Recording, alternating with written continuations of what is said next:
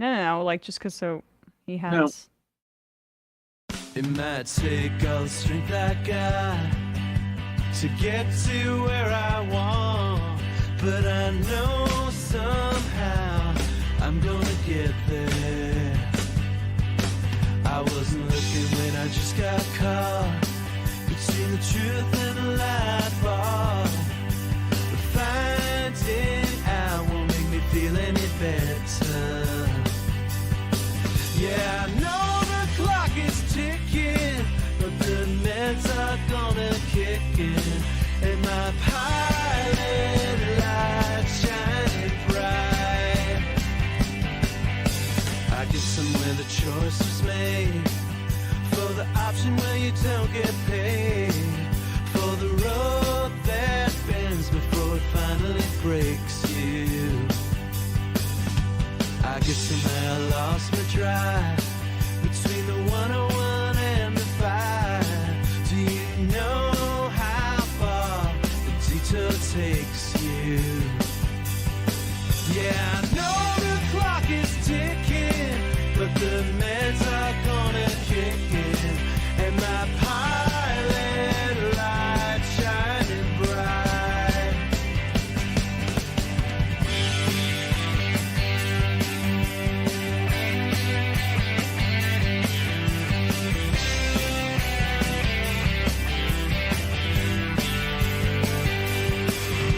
The months drifted into years while I shifted in and out of gear, waiting for my moment to happen. I don't know how much longer I can stay in, or how much more I got to pay to play in. I know somehow the lights got great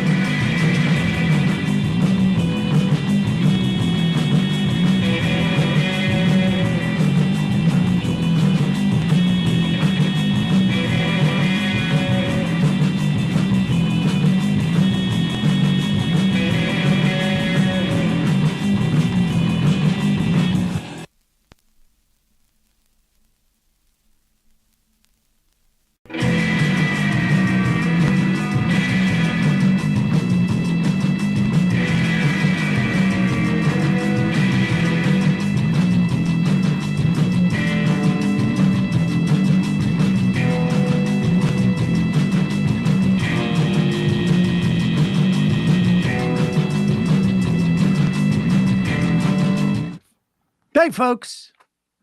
Today's episode brought to you by our favorite sponsor, Sunset Lake Seder. You can go to sunsetlakesebede.com, use the code LEFTISBEST, one word, and get 20% off. 20% off tinctures, smokables, lotions, salves, fudge, coffee, gummies, all sorts of gummies with ashwagandha mushrooms for focus and melatonin for sleep. You can get some of the the good night oil tincture, which basically ensures that I get a good night's sleep as much as possible. All of their products, third party tested. They use no pesticides. They use integrated pest management in their farming. Their farming practices are fantastic. They use regenerative farming to take care of the soil. They've developed with the University of Vermont. Their business practices are great. $20 minimum wage, mostly employee owned. They're movement partners. They've donated thousands of dollars to strike relief funds, carceral reform, refugee resettlement, Planned Parenthood, food pantries. It's crazy. They've done mutual aid during the Vermont floods. Just a great all-around company and a great product. Go onto their site, see exactly what's in every product that you buy from them. Sunset Lake Sebede, because, saying the actual letters is somehow problematic on some of these platforms. sunsetlakesebede.com. Use the code LEFTISBEST. You will get 20% off. And now, time for the program.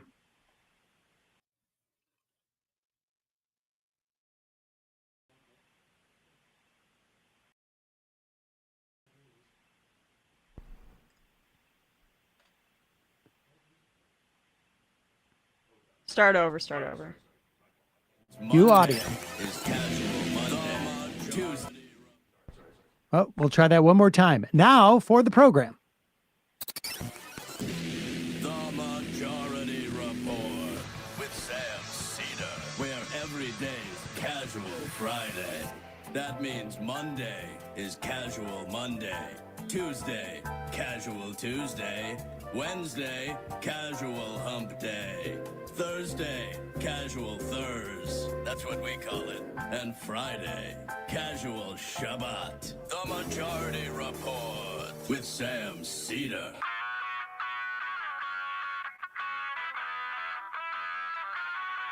It is Friday, July 26th, 2024. My name is Sam Seder. This is the 5-time award-winning Majority Report.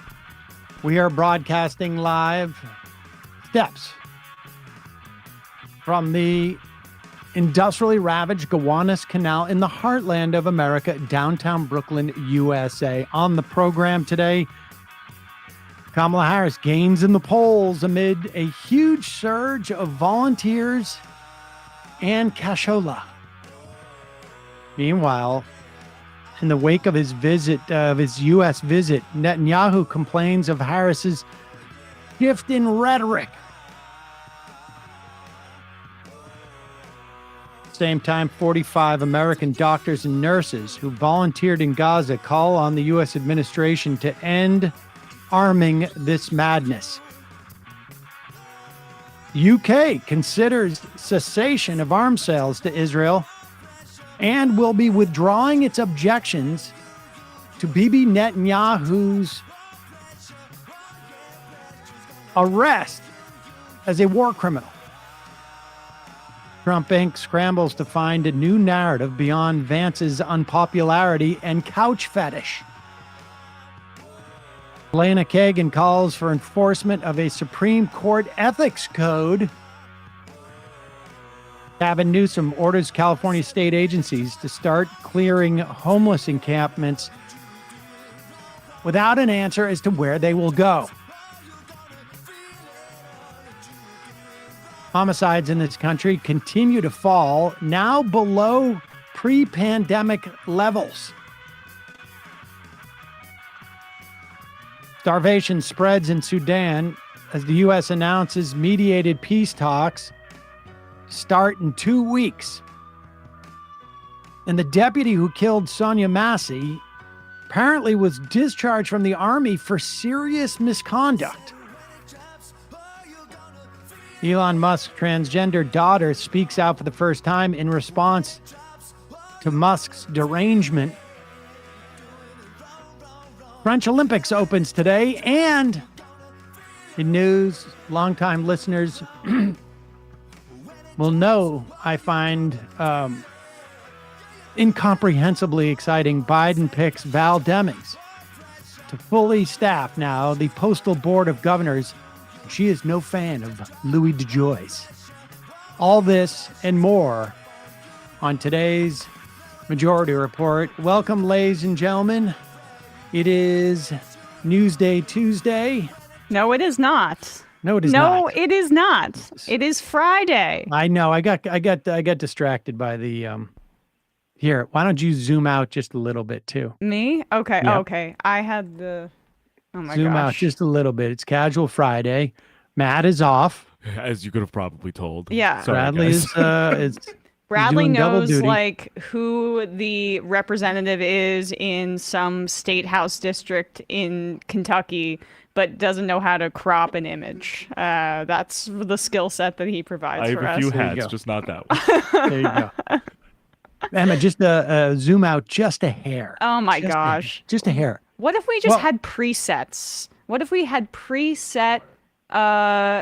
Listen, send me the directions on the presets, and I will. I have enough stuff going on right now. Shabiri on the IM says Sam is sundowning at noon on a Friday. Yeah, that's pretty accurate. You know, it's been I don't know if people have picked up on this, but there's been a lot of news over the past couple of Oh, weeks. yeah. And summer's also just a difficult time. Fellow parents, and really only parents, should be able to talk about the news.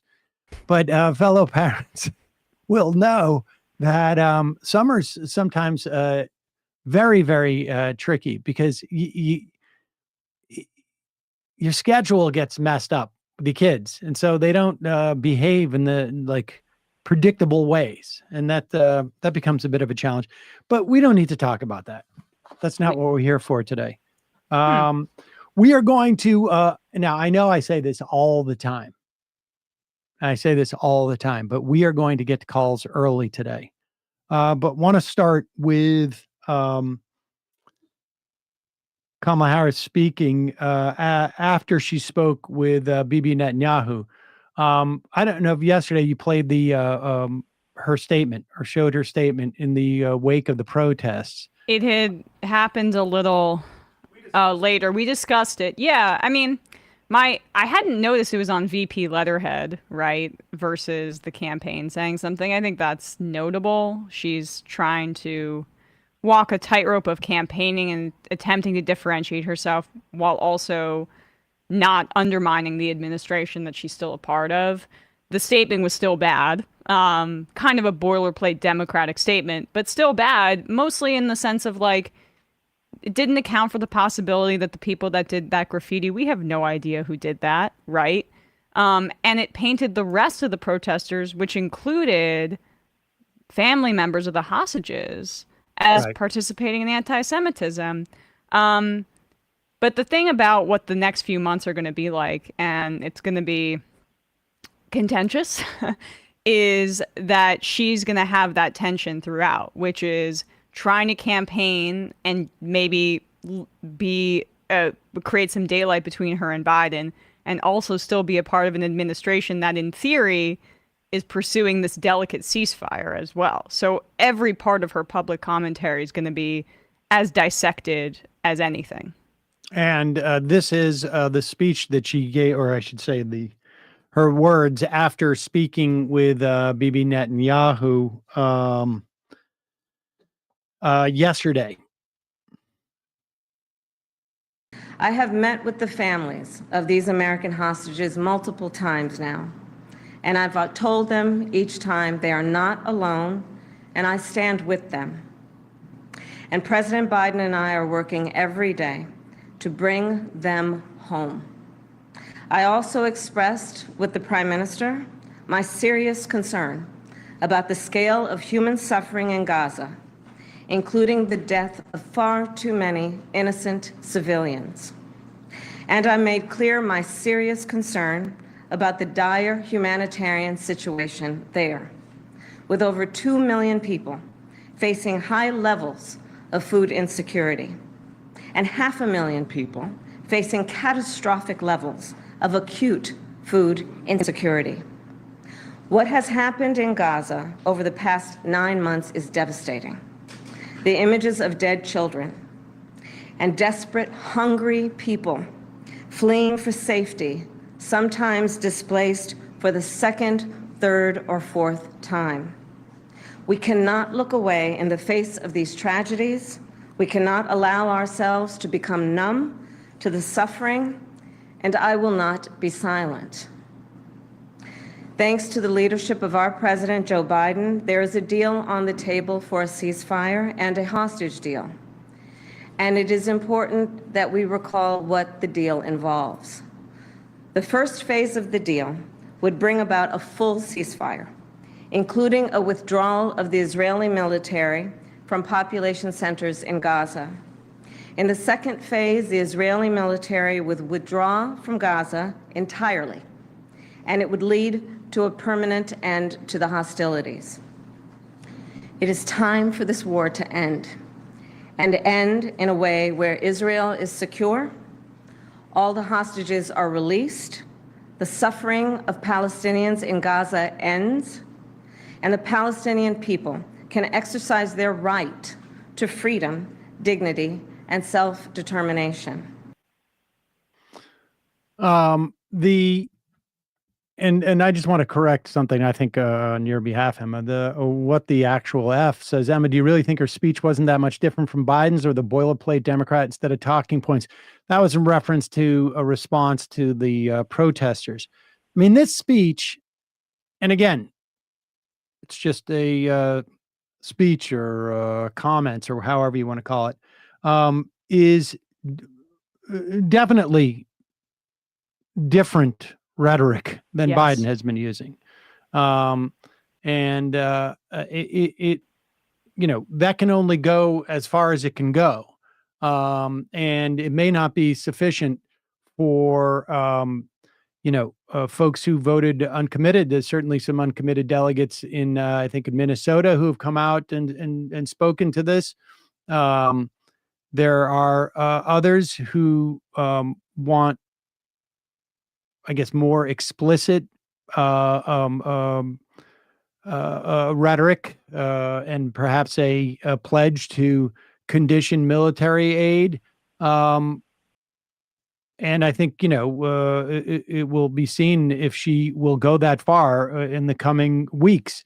She's been the candidate for 5 or 6 days. She is still a member of the administration. But the rhetoric has changed. That's sort of necessary, but insufficient. I know, Emma, you were looking at what Trita Parsi was writing. Yeah, let's maybe we can pull that up, Bradley. I sent it a little bit earlier in our chat, not the Trita Parsi comments, not the Axios article. We can get to that in a second.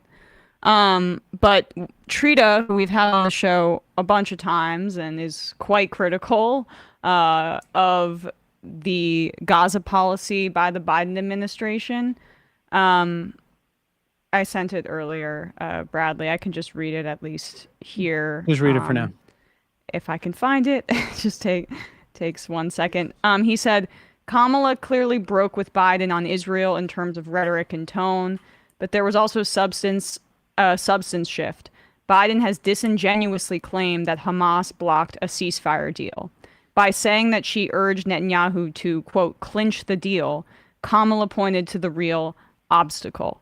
And that is these are the kind of subtleties that we're going to need to look for, I think, in the as I was saying earlier, to indicate movement on that front. I wish she were going further, but she has to both balance her role in the administration, as I said earlier, and her campaign. I hope she meets with the uncommitted people. I hope she gives a more concrete answer on this. But this other news item was important too, that Netanyahu was reportedly pissed by her comments, both her private comments to him and what she said in public. This was a report in Axios, Barak Ravid, naturally. If we could go to the part where it says that the Israeli sources said they did not approve of or like her speech. The quote is, two Israeli officials said Netanyahu's meeting with Biden was much more constructive than their meeting with Harris, than his meeting with Harris. It's hard for me to see. The font's kind of small. But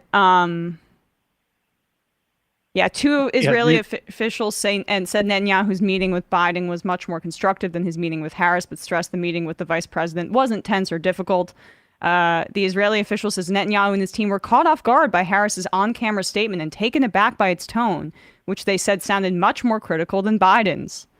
Harris's statement after the meeting was much more critical than what she told Netanyahu in the meeting, one Israeli official claimed, although at the same time, they're also claiming in that article that the meeting with Biden was more constructive. So I'm not sure how you can have it both ways in that to that degree. So she's trying to signal.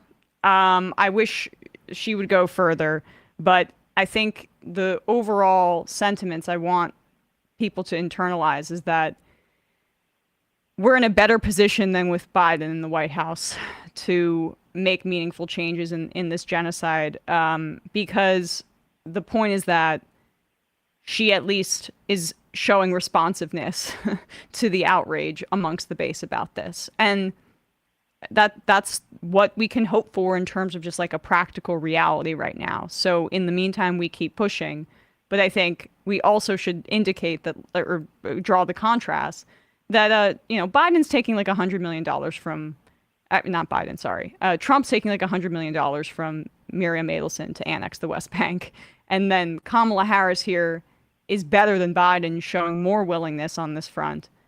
And with half of Democrats not showing up to Netanyahu's address, that means that there's a crack in the door with the party right now that hopefully we can exploit.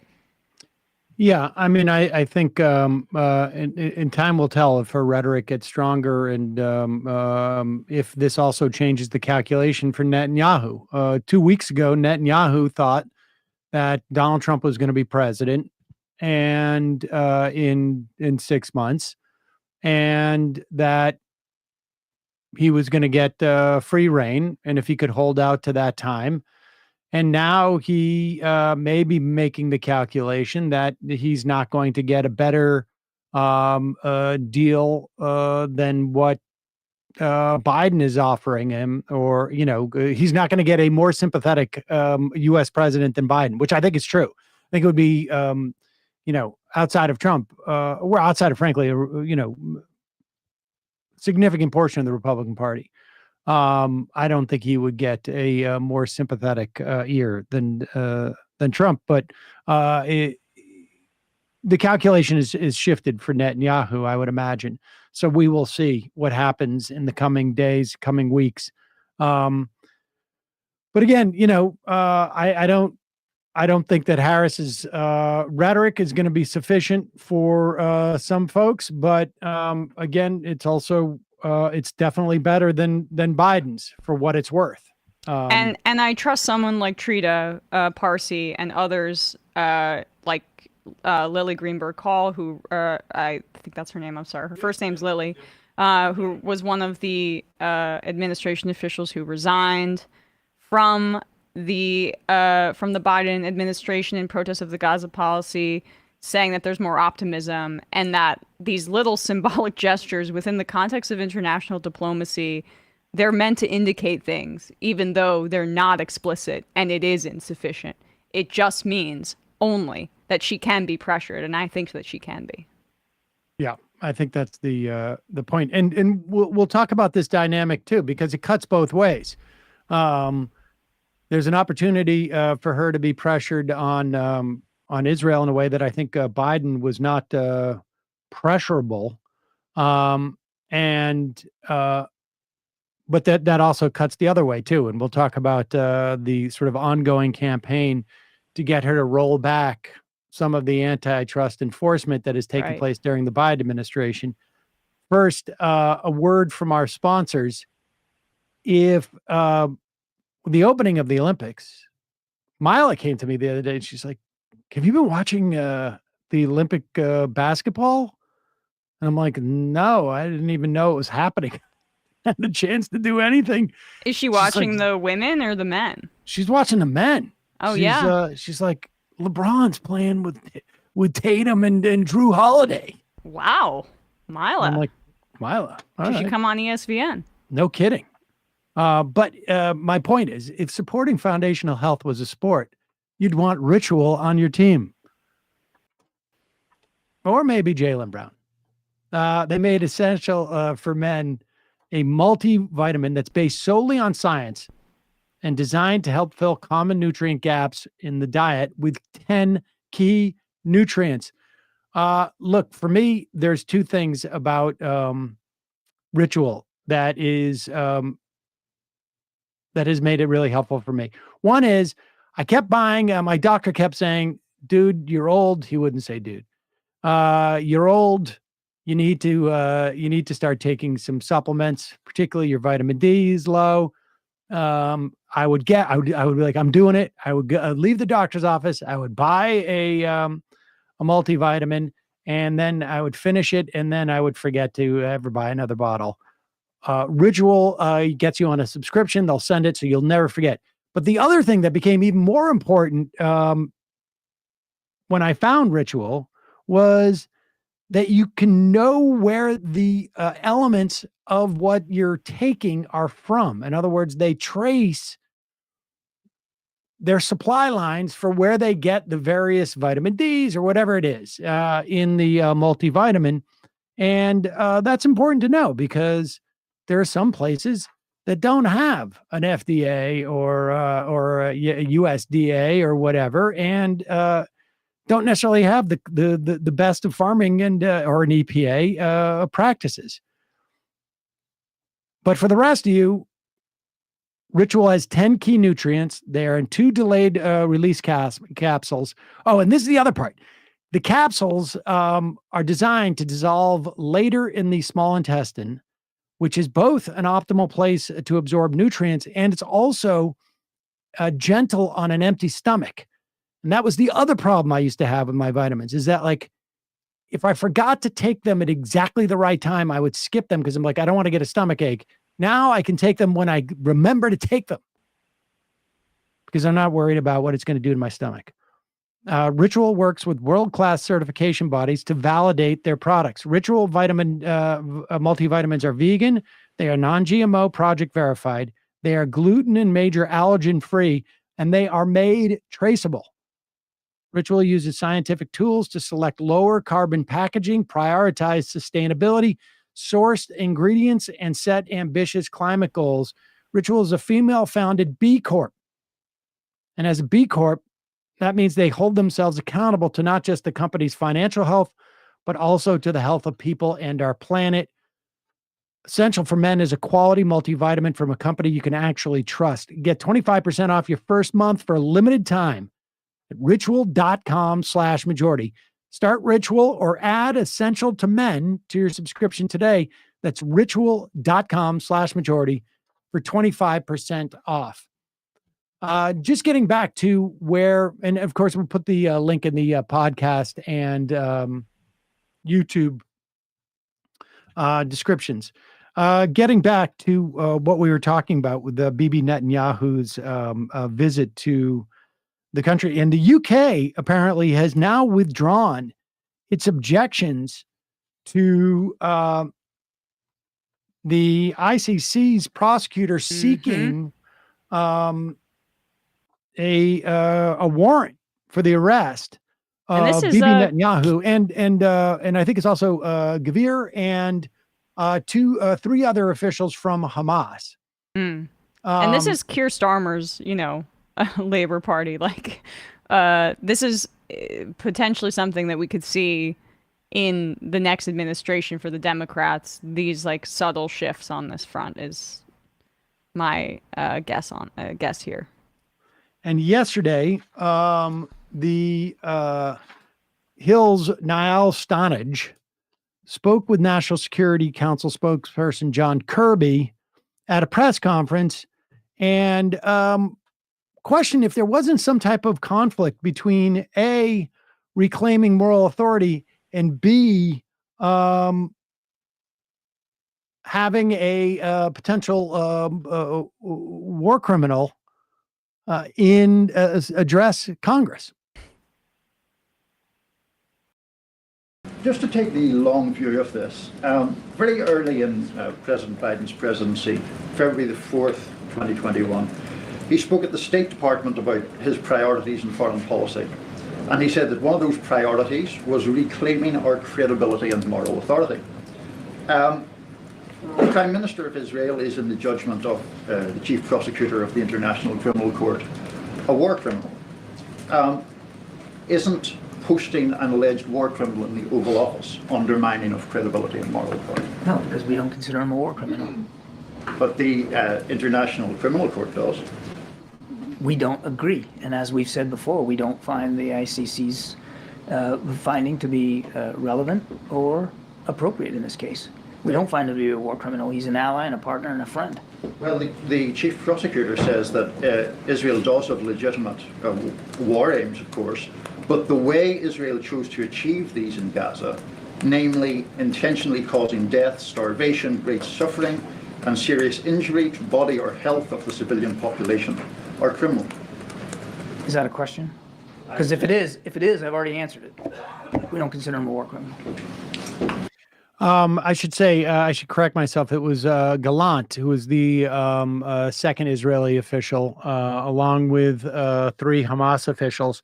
And this question was asked before, in my understanding, before we knew that the British were going to essentially rescind their complaints or objections to this prosecutor seeking those warrants. And look, we also know that there have been investigations ongoing for a decade with the ICJ, and that for that decade, according to reporting from The Guardian and 972 magazine, Israel was literally threatening the last ICJ prosecutor. I think the ICC on that story, just not ICJ, right? Excuse me, the ICJ because they go after criminals. Right, yeah. International Criminal Court prosecutor. The predecessor to Khan, who is now the prosecutor, which incidentally Israel at the time said, well, we're in favor of his installation as the prosecutor because he's more reasonable. Well, he's more reasonable, and he also has found that they are criminally liable. Again, their process is he's applying for a warrant. But this is where we're at. The idea that the United States suddenly has the ability to adjudicate these things and no longer thinks that these pronouncements from these international courts are valid is laughable. I mean, it's disgusting. And well, it's in the same way that Israel can investigate itself that they always claim, right? Like we've heard John Kirby come up there and say, well, we trust Israel to have a good process of investigating that, when they killed 4-year-old girl Hind Rajab with a strike. We'll get back to you on that. Have they gotten back to us on that? Not exactly sure. And the UK is also announcing it'll resume funding for UNRWA. I'm not sure if you saw that last week. So that's, and then we've talked about how this Labour Party that it has just gotten into power in the UK has kind of sprinted towards the center. But the fact that they're doing this and the United States now stands alone as the only major funder of UNRWA to not resume funding and standing alone in giving a middle finger to the ICC should give you an indication of how obsessively Zionist this administration under Biden is and the team that he's put together in the State Department with the West exec folks, with Blinken, with Sullivan, McGurk, spokespeople like this. So part of why I'm emphasizing this is that this is just so exceptional in the bad way. And it'll be interesting to see if maybe they even take some of those steps that we're seeing the UK do in order to have more synchronicity with Harris's administration if she chooses to go in a more sane direction, which I think she probably will. Or is Biden still so recalcitrant and obsessed with Israel that he'll cause problems for her by being this obsessively dogmatic, even when he's a lame duck? I think he will. I mean, well, I right. think He's been I think selfish this entire time. Why wouldn't he? Why wouldn't he? Well, Yeah. my sense is that he has made in what in his mind is the ultimate sacrifice, and he will influence this policy to the extent that he can. But again, if Harris at least on some level is indicating that there's going to be a change of policy, it will create some pressure on Netanyahu. But we'll see. I don't know that she's going to provide people with with some people with enough evidence of change, or that she can, frankly, even while maintaining as both the vice president and a candidate, that's going to satisfy people. But that's where we're at this point. We shall see going forward. Joe Snuffy, hearing Harris's pathetic non-statement about Gaza yesterday makes me worried that she doesn't have what it takes to win. You can't triangulate between genocide good and genocide bad. If she sticks with this position, she's going to lose. I mean, I don't. I think that just the evidence from an electoral standpoint is that there are people who are heavily invested in this issue, who are seeing it in a different light than you. But I don't know. I hope you're wrong, but we'll see. I also hope she goes further than she's gone. But when we talk about the opportunity to pressure her, Harris, on this, that she represents a more, in the words of Ole Olemi, an easier foe to litigate against on this topic. There is a interesting analogy, but on a side in which I don't want her to be swayed. And that is in what the Biden administration has done in antitrust. Mentioned this the other day, I guess, when we were talking, when we were interviewing, who was it Elizabeth Pankotty from the Roosevelt Institute or Forward, whichever the 503 Roosevelt Forward, yeah. Roosevelt right. Forward. That we were talking about, where is she going to land on her economic proposals? We have a better idea of that, but we don't necessarily know where she's going to land in terms of antitrust. And here is a couple of clips that indicate, at the very least, she's getting pushed by, on one hand, Harris is getting pushed by folks who are against genocide, who are against open air prisons and ethnic cleansing and killing of tens of thousands of children. And on one side, she's getting pressure in that way. On another side, on like a big money and corporations and donors, she's getting pressured to roll back and undermine the antitrust gains that have been made at the FTC with Lena Khan.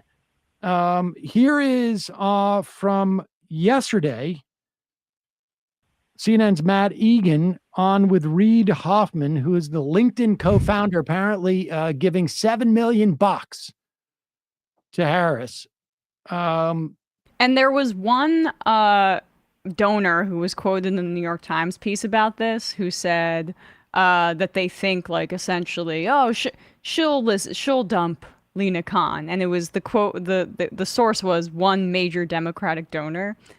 You know, I don't know this for a fact. This is the point. We don't know what she's going to do. We don't know, but it could be him. Yeah.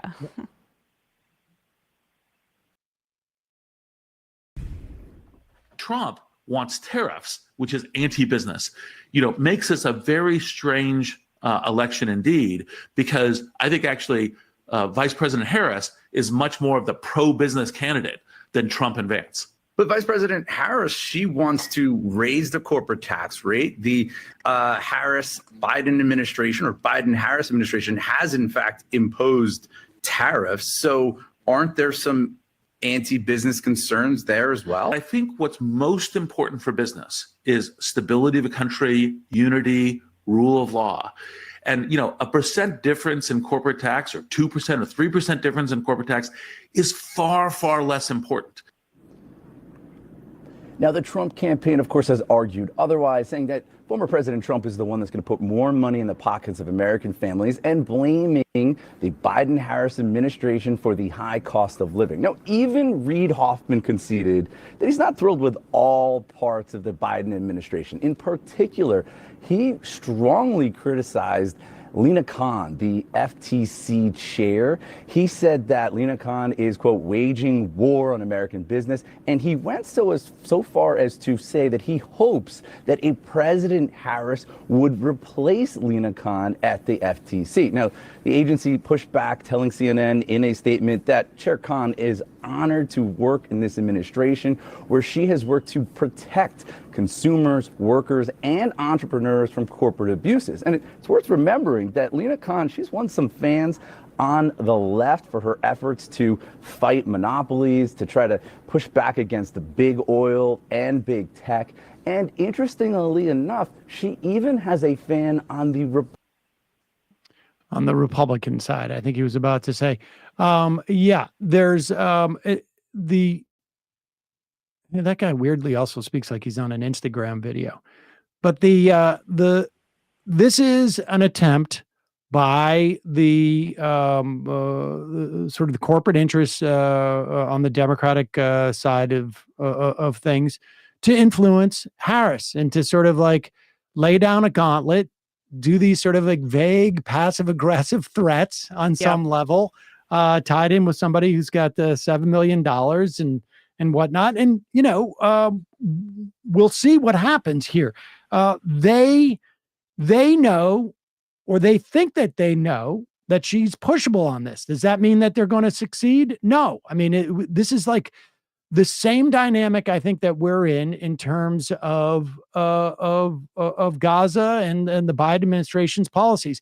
In fact, I'm not convinced that that Elizabeth Warren's coming out early in this process and endorsing her when there was still talk of like some type of, mini primary, wasn't a function of her trying to get there first and make sure that she's in Harris's ear and maintaining, if not building upon the gains that Warren sort of like part of the party looking for antitrust is not carried forward. Here's IAC Chairman Barry Diller talking to Andrew Sorkin on CNBC. This is all coming from the business press as to what he would do in terms of lobbying Harris.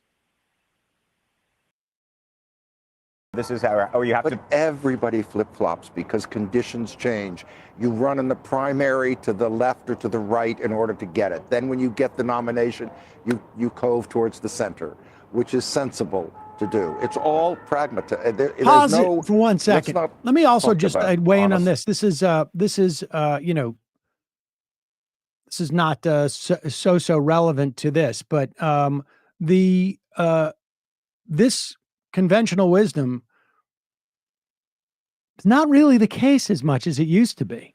Joe Biden, when he was in trouble, when he was facing calls to be pushed out, he did not tack to the center, folks.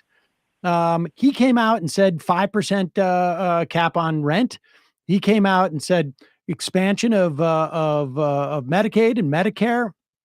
He came out and said Canceling medical debt. canceling medical debt. These are attacks to the left, not to the attack to the center. And clearly, this was him in the he's in the general election mode. Although it turned out he wasn't in any mode. Well, he was oddly in the prime. That's what we were saying. Is part of the frustration was he was in a fight for his life for the Democratic nomination, and that's why he was pulling all that out. Harris now is actually in the general election, so it will be fascinating to see without abilities to kind of influence her throughout a long, protracted primary process, who gets their way. When you get the nomination, you cove towards the center, which is sensible to do. It's all pragmatic. There's no, let's not talk about honesty in these contexts. But there have been reports that a number of prominent Democrats have been lobbying Harris to drop people like Lena Khan. Do you think that that's going to happen? And would you lobby for that?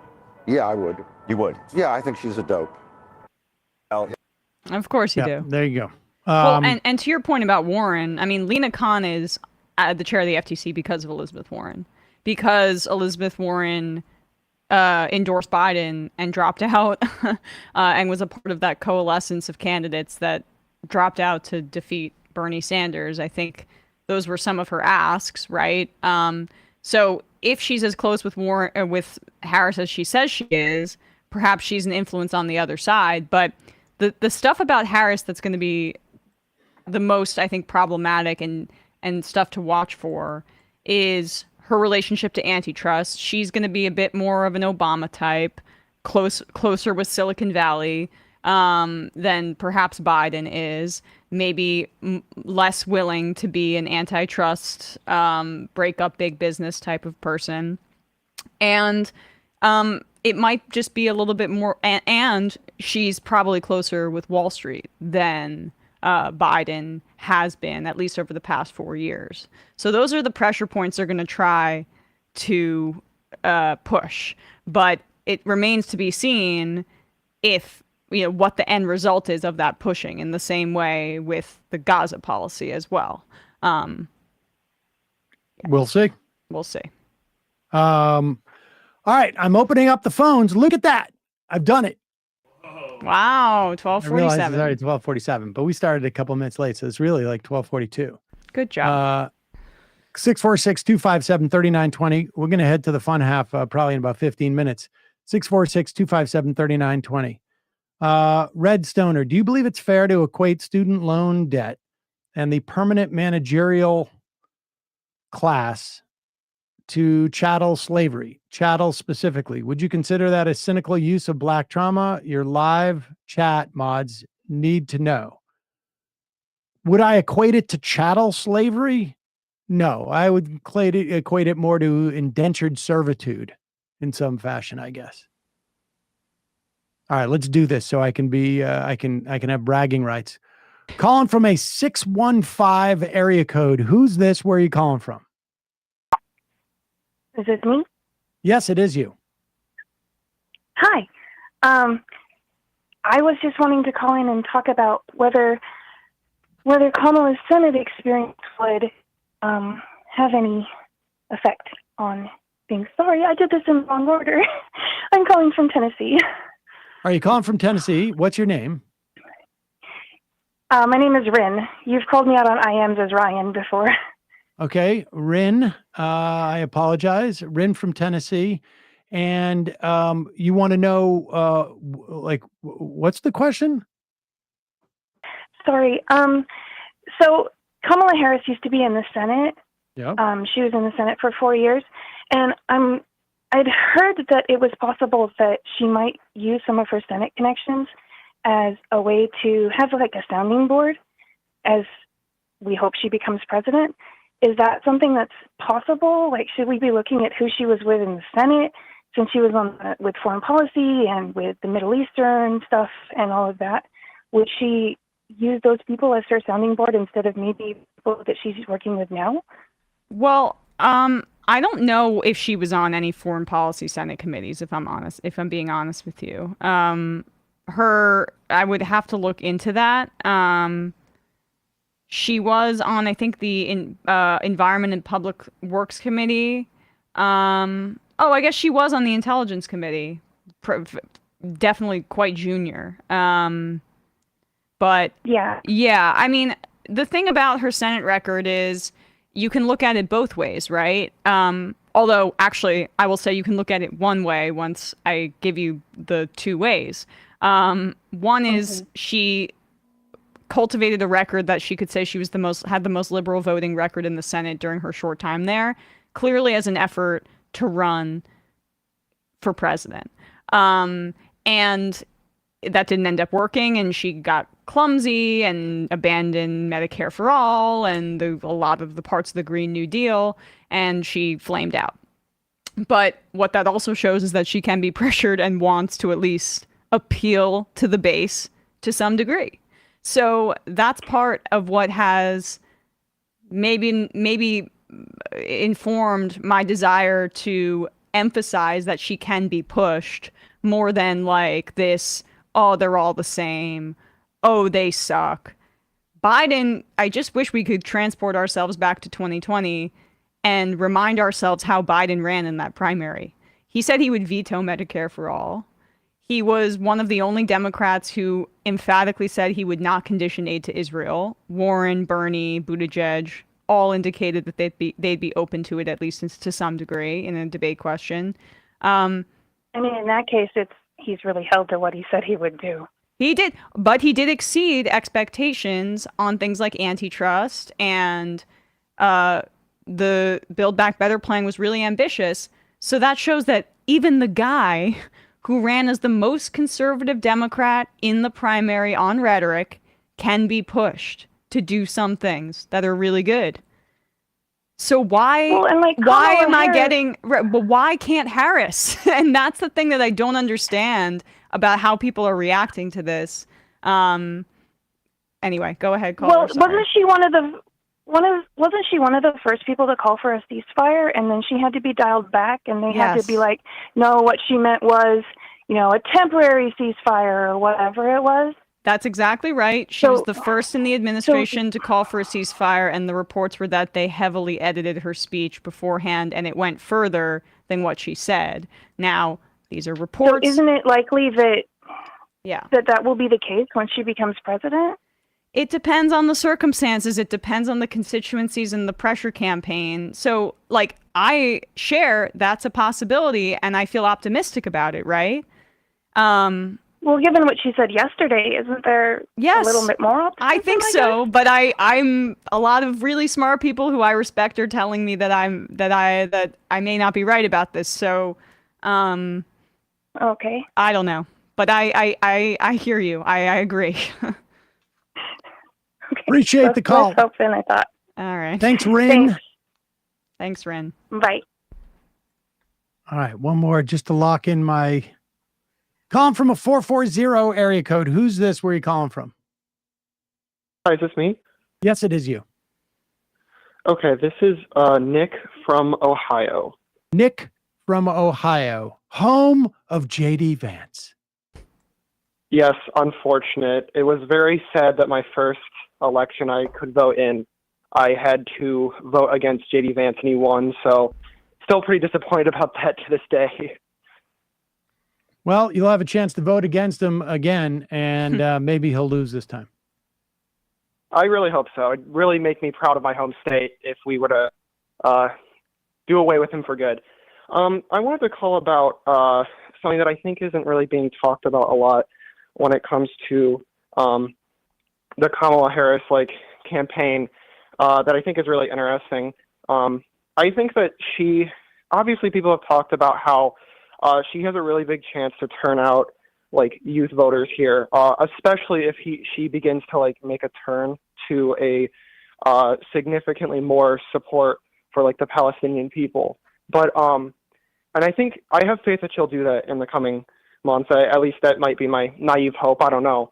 But I think something that hasn't been really talked about is how her recent social media campaign has been really at least from what I've been seeing, really motivating for a lot of people, younger people my age. Like, I'm 20 years old, and several people that I have known who were incredibly demotivated when it came to like voting for like Biden, and were considering not even showing up, have recently been invigorated by her presence on like social media like TikTok and whatnot.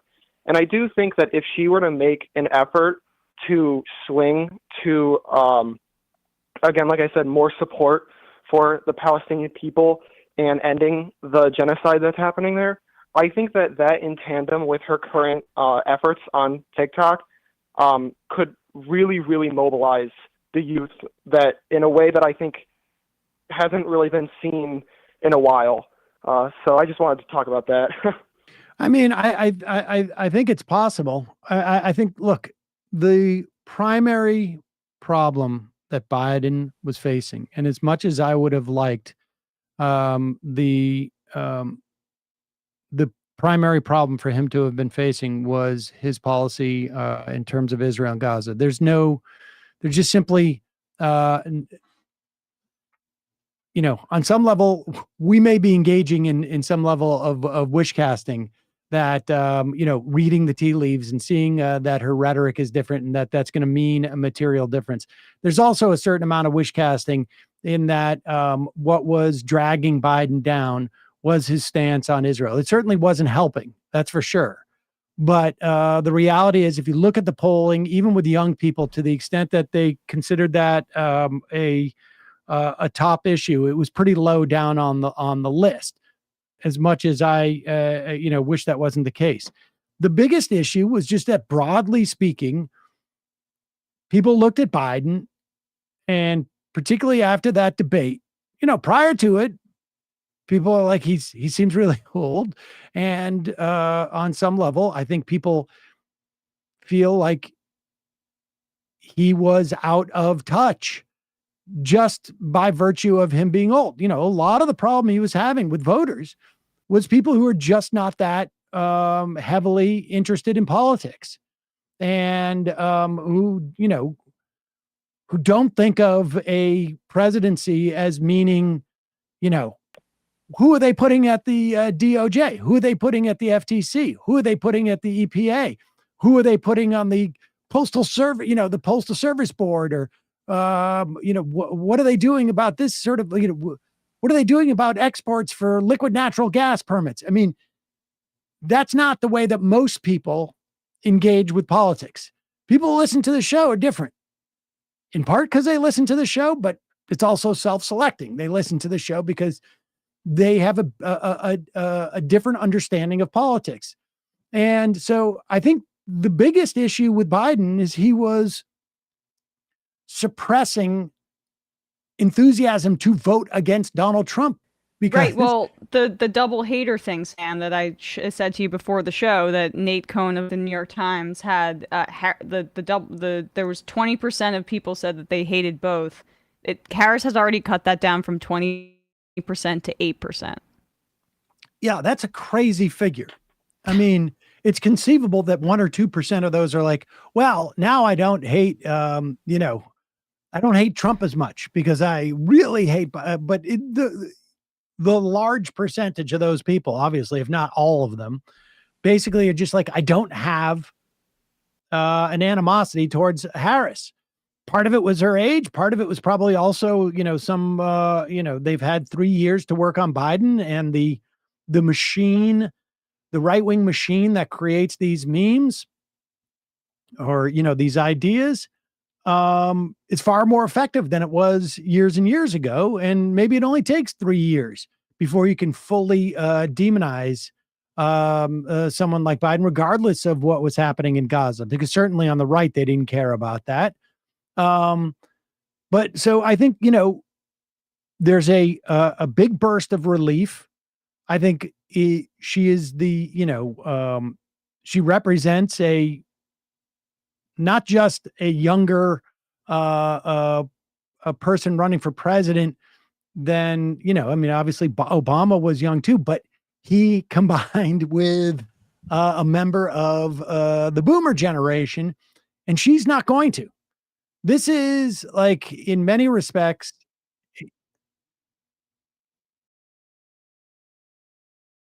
when Biden was trying to like, be like, I'm still, relatable to young folks by doing that like dark Brandon thing. And I think that like, Yeah.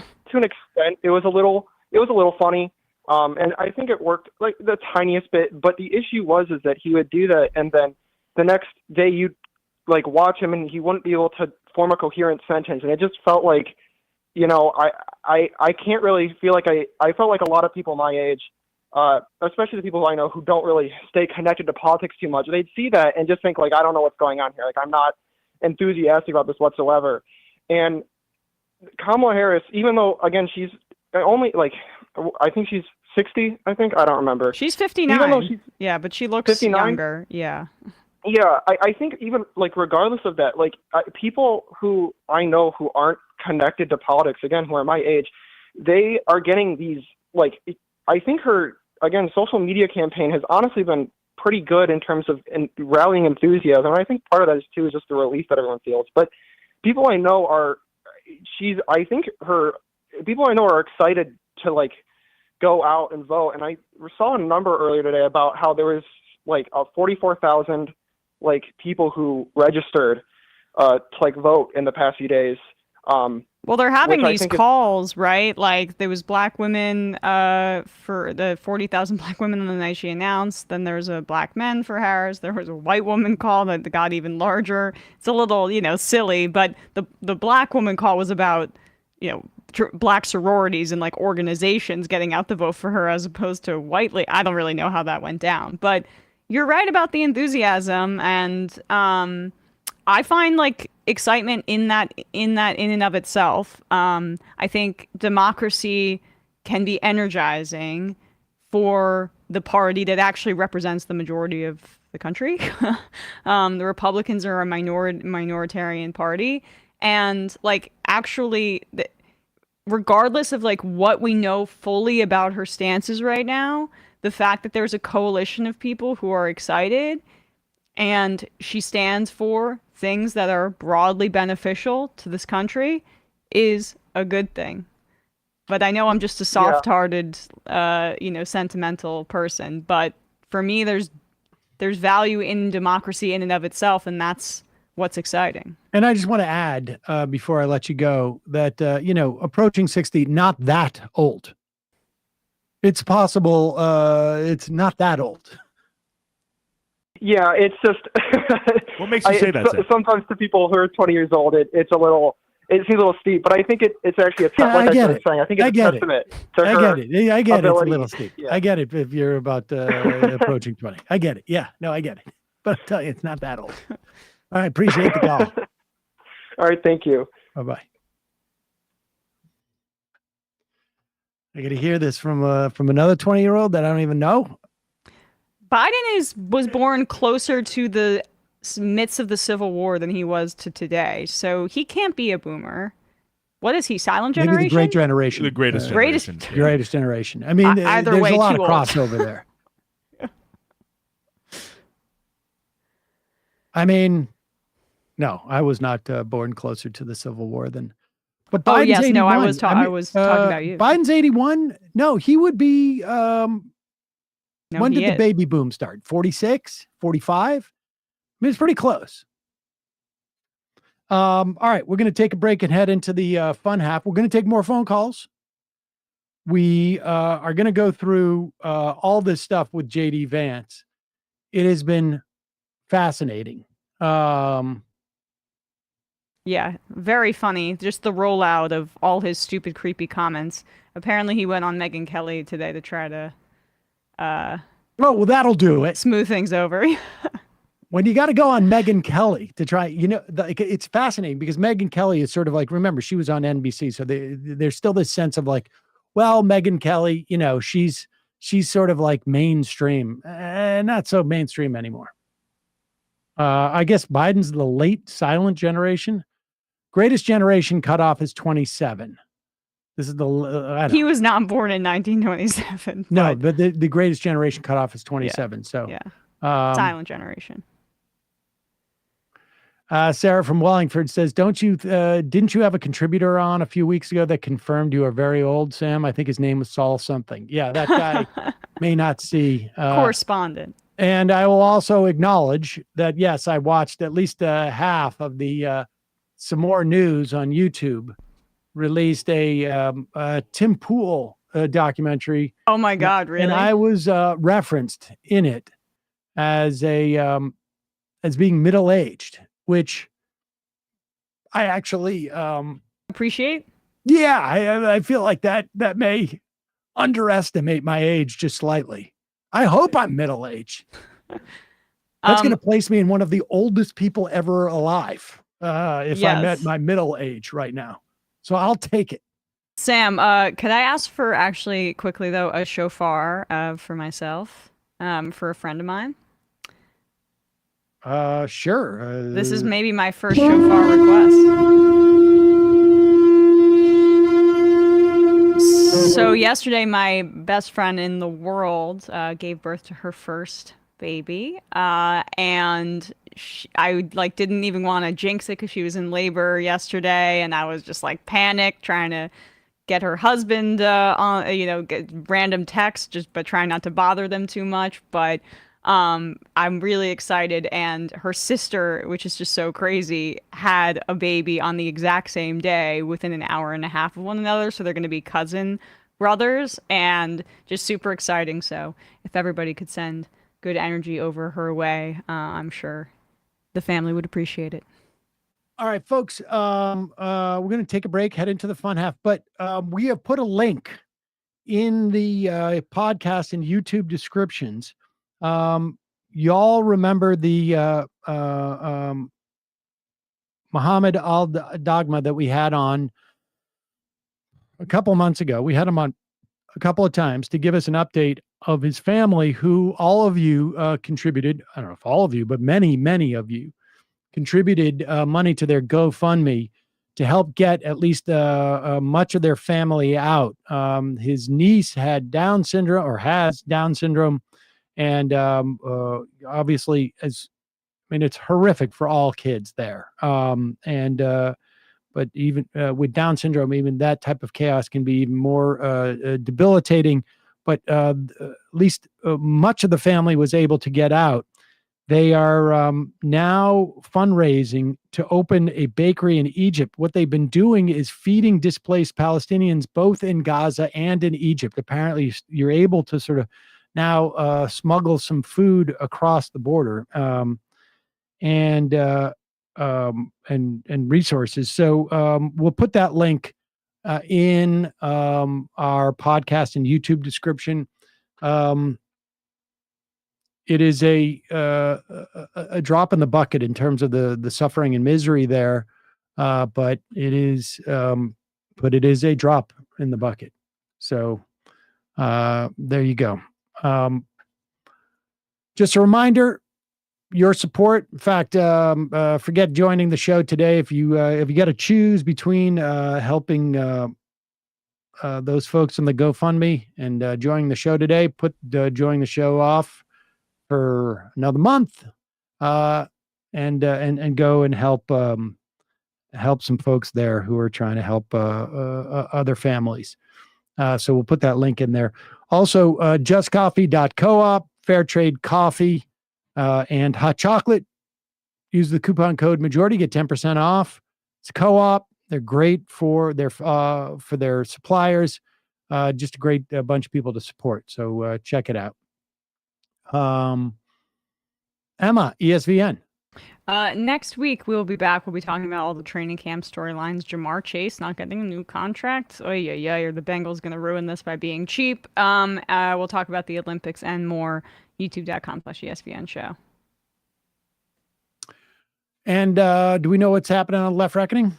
Yeah, so on Tuesday, Matt and David spoke with writer Jacobin, author of the definitive book, which was critical of President Biden, Yesterday's Man, Branko Marcetic, to talk about Biden's decision to drop out of the race, as well as Kamala Harris's rise as the likely Democratic Party candidate. So youtube.com/Left Reckoning for that, and patreon.com/Left Reckoning to access their post game.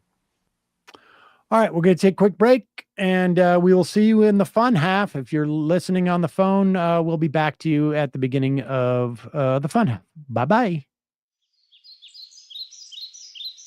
3 months from now, 6 months from now, 9 months from now, and I don't think it's going to be the same as it looks like in 6 months from now, and I don't know if it's necessarily going to be better 6 months from now than it is 3 months from now, but I think around 18 months out, we're going to look back and go like, wow. What? What is that going on? It's nuts. Wait a second. Hold on for a second. Emma, welcome to the program. Hey. Matt. What is up, everyone? Nomi Key. You did it. Let's go, Brandon. Let's go, Brandon. Bradley, you want to say hello? Sorry to disappoint everyone. I'm just a random guy. It's all the boys today. Fundamentally false. No, I'm sorry. Women's Stop talking for a second and let me finish. Where is this coming from, dude? But dude, you want to smoke this 7A? Yes. Hi, me? Is this? Yes. Is this me? Is it me? It is you. Is this me? Hello? Is this me? I think it is you. Who is you? No sound. Every single freaking day. What's on your mind? Sports. We can discuss free markets and we can discuss capitalism. I'm gonna go throw up. Libertarians. They're so stupid, though. Common sense says, of course. gobbledygook. We fucking nailed him. So what's 79 plus 21? Challenge Matt. I'm positively quivering. I believe 96, I want to say. 857-210-35 501 1 half 3 8s 9/11, for instance. $3,400, $1,900. 5 4 $3 trillion sold. It's a zero-sum game. Actually, you're making me think less of it. But let me say this. Poop. You can call it satire. Sam goes, it's satire. On top of it all, Yeah. my favorite part about you is just like every day, all day, like everything you do. Without a doubt. Hey, buddy, we see you. All right, folks. It's just the week being weeded out, obviously. Yeah, sun's out, guns out. I don't know. But you should know. People just don't like to entertain ideas anymore. I have a question. Who cares? Our chat is enabled, folks. I love it. I do love that. Look, gotta jump. Gotta be quick. I gotta jump. I'm losing it, bro. 2 o'clock. We're already late, and the guy's being a dick. So screw him. Sent to a gulag? Outrageous. Like, what is wrong with you? Love you, bye. Love you. Bye-bye.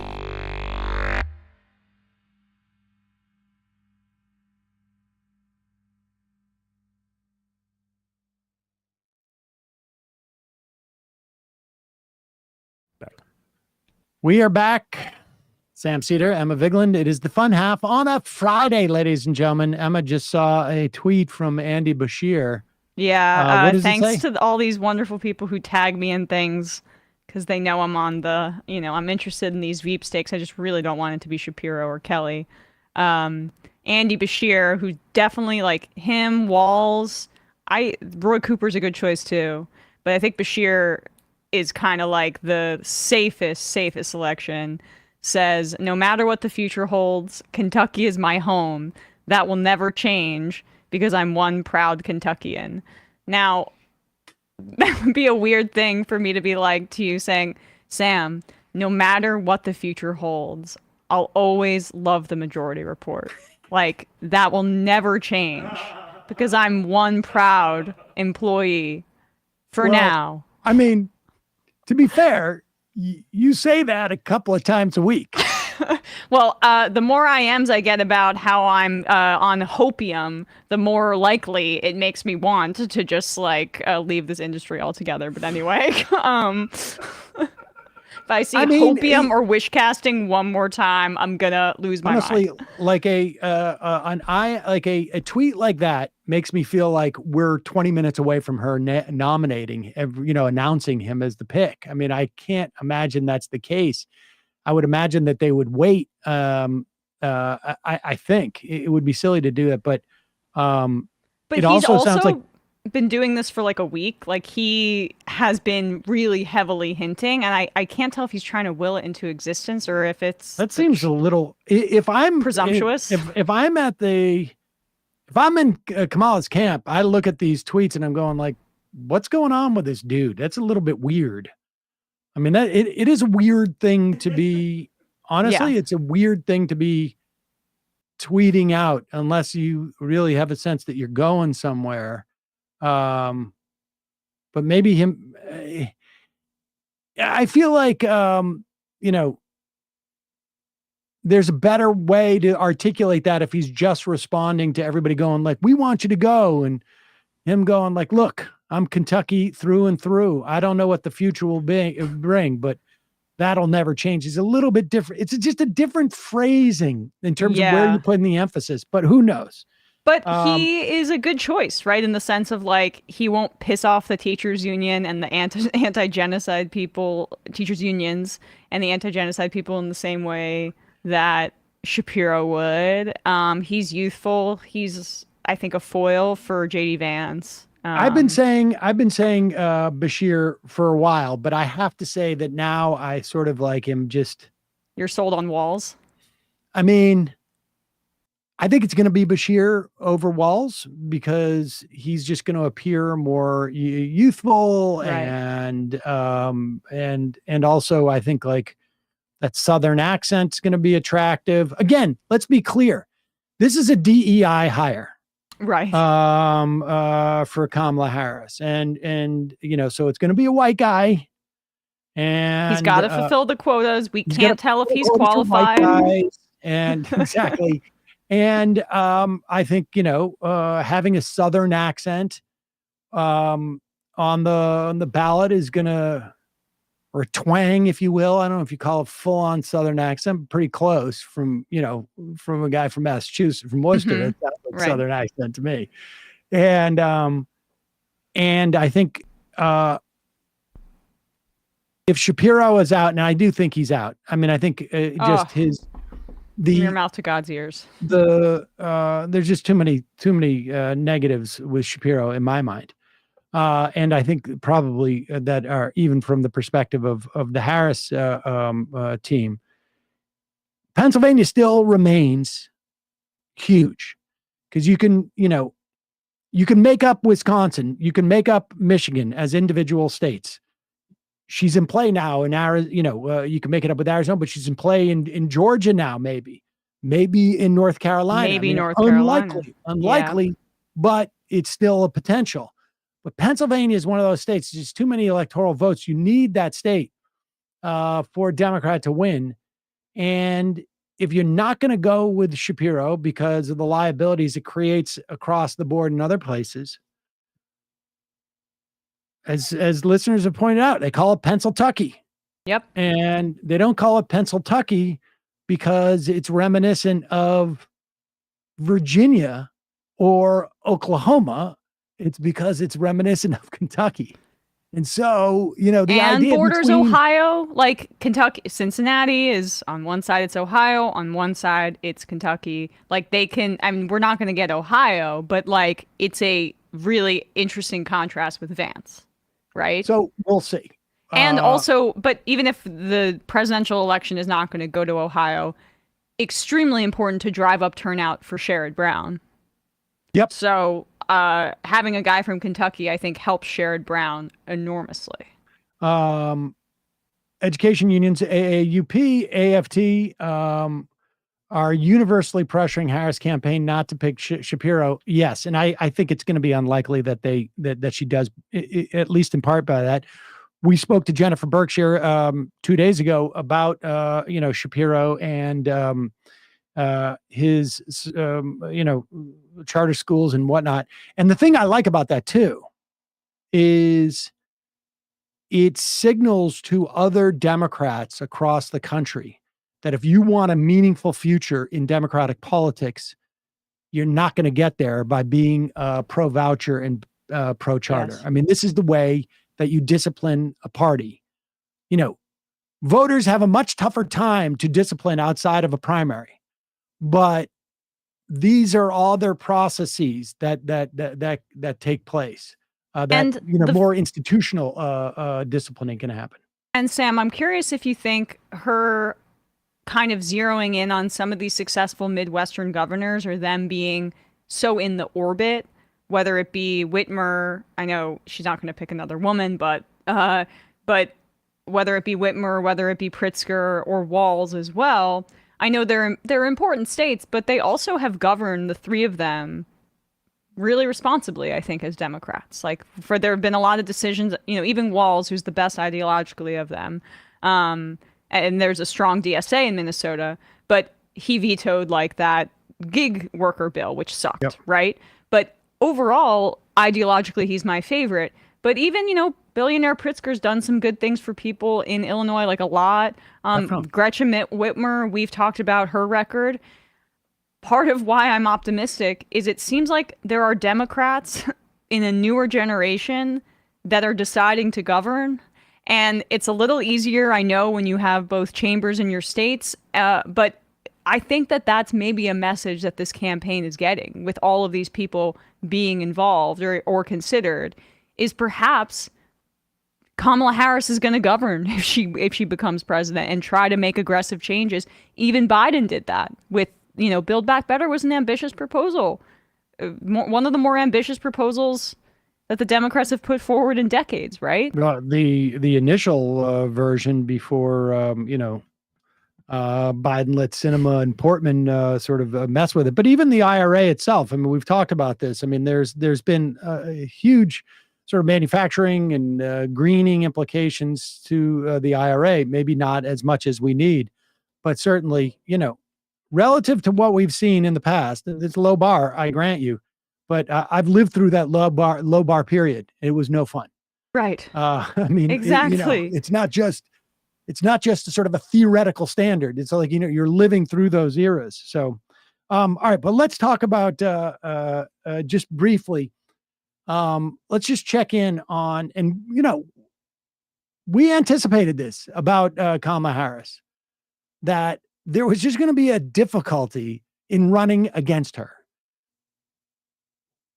There's going to be a difficulty in running against any Democrat with only 3 or 4 months in which to build a narrative.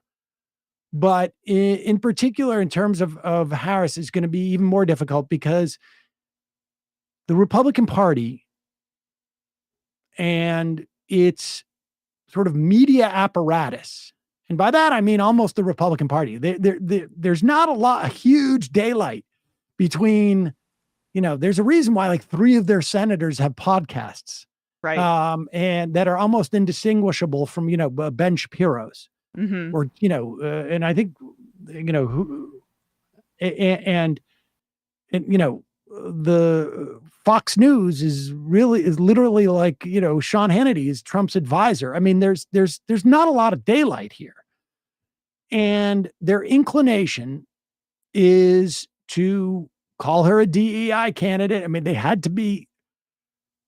When the leader of the House has to go to fellow lawmakers and say, guys, don't be overtly racist or misogynist, you have a problem. Yeah. Because they don't ever want to be saying that. They don't ever want that reported that they had to say that. But they had to, because not saying it would have been even more problematic for them. And even Vivek Ramaswamy, who himself is a person of color, has to sort of like figure out, like, how do I criticize her without raising this? And it's sort of like, well, maybe I can just keep talking about other Black people, maybe, and that will scare. Here is Vivek Ramaswamy on Hannity, spitting bars last night. We'll have some fun. See you on the trail. But guess who's going to replace Kamala Harris? I mean, they don't know what to do here. So look, I say this as somebody who a year ago predicted Joe was not going to be the nominee. I'm going to predict that Kamala Harris is not going to be the nominee either. And the reason is if they get one shot, they're going to take their absolute best shot that they can. Who is it? That's clearly not Kamala Who's Harris. Well, look, I think there's a lot of open possibilities. I would not write off the possibility that it ends up being Michelle Obama. She checks off the same identity politic boxes, and it's going to be somebody who's maybe above the fray that doesn't create the same kind of infighting that could debilitate their party. So Barack, the reality, Sean, Barack is literally leading the charge, trying to keep his, keeping plausible deniability, and then his own wife takes over. What do you call that? I think you call it realism. Sean, the reality is they're going to take their best shot. They waited till after the RNC convention. That timing is optimal for them because it gets closer and closer to the eventual election. They're going to drag this out, I predict, through the Democratic nomination convention at the DNC in late August. I think Michelle Obama is not off the table. I don't think so. So what Democratic Party infighting is he talking about? I think it's honestly like I think it's honestly like they're just trying to pretend like there's a lot more dissent than, I mean, no one could have predicted.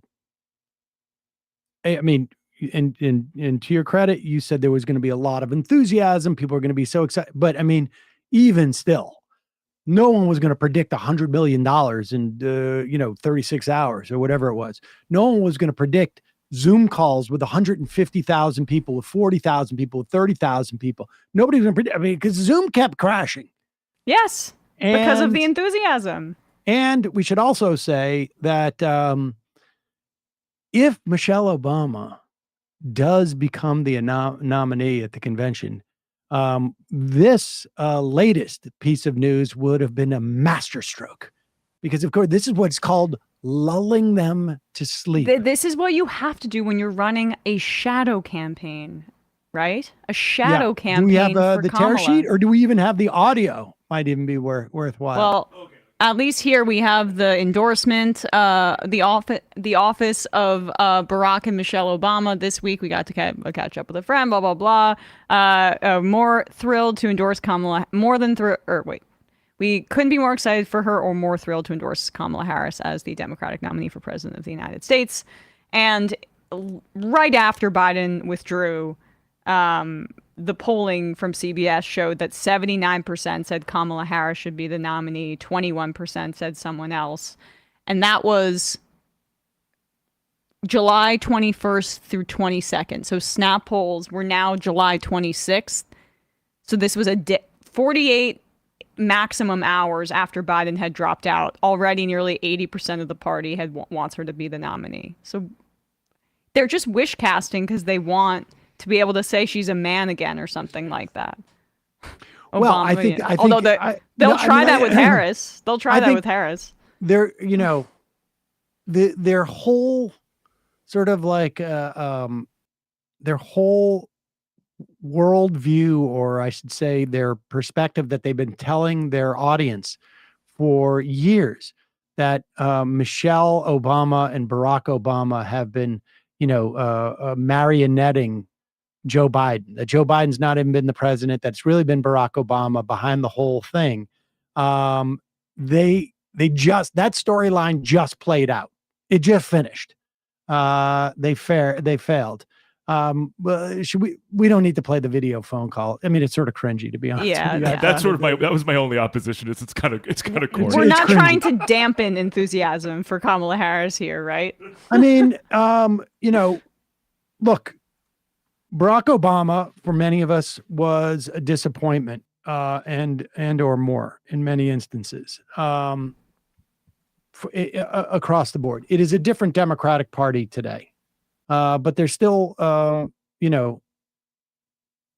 candidates are still going to, if there's a West Wing storyline that they can do, or character arc, or that type of dialogue, they're going to engage in it because it appeals to certain groups of people. But Vivek has been making this prediction about Michelle Obama for like a few months at this point. So this is how he's trying to build up his podcast audience. He's not going to diverge until the die is cast, but he's just like, Kamala Harris is both black, but she's also Indian American, as is Vivek Ramaswamy there. So you can see how he decides to emphasize the racism against black people in his Sean Hannity appearance.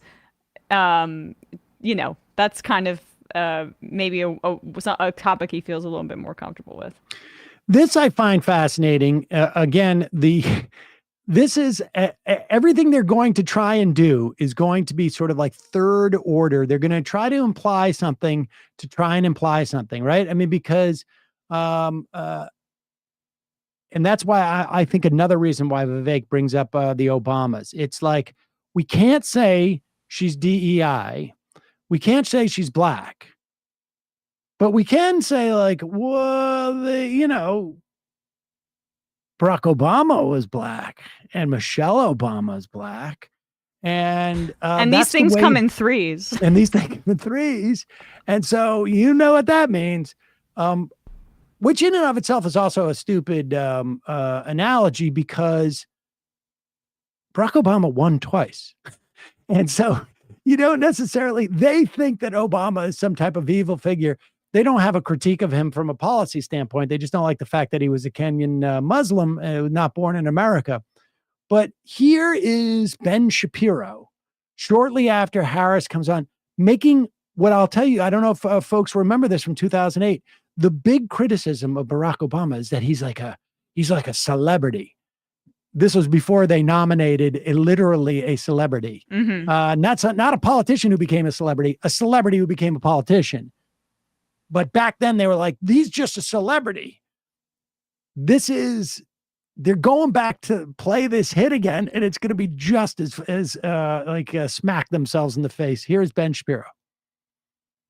Exactly do her qualifications look like, other than, again, the sort of intersectional magic of Kamala Harris and the fact that Democrats have to manufacture enthusiasm for, I've never seen this much manufactured enthusiasm for anyone outside of maybe Taylor Swift's last album. It's amazing. Yeah, I mean, me neither. It's so obvious. You cringe when you see it, but exactly to her qualifications. Okay. So first off, I mean, look at that picture that they use of her. It's the picture of laughing. That's like one of their go-tos. She laughs a lot.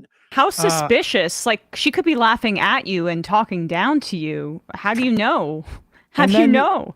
And then Shapiro goes with like his version of DEI, which is, if I say it really quickly, people won't hear that I said intersectionality, as opposed to, let's say, white guy who's got a Southern accent and can appeal to, maybe white working class voters, that DEI hire for her ticket.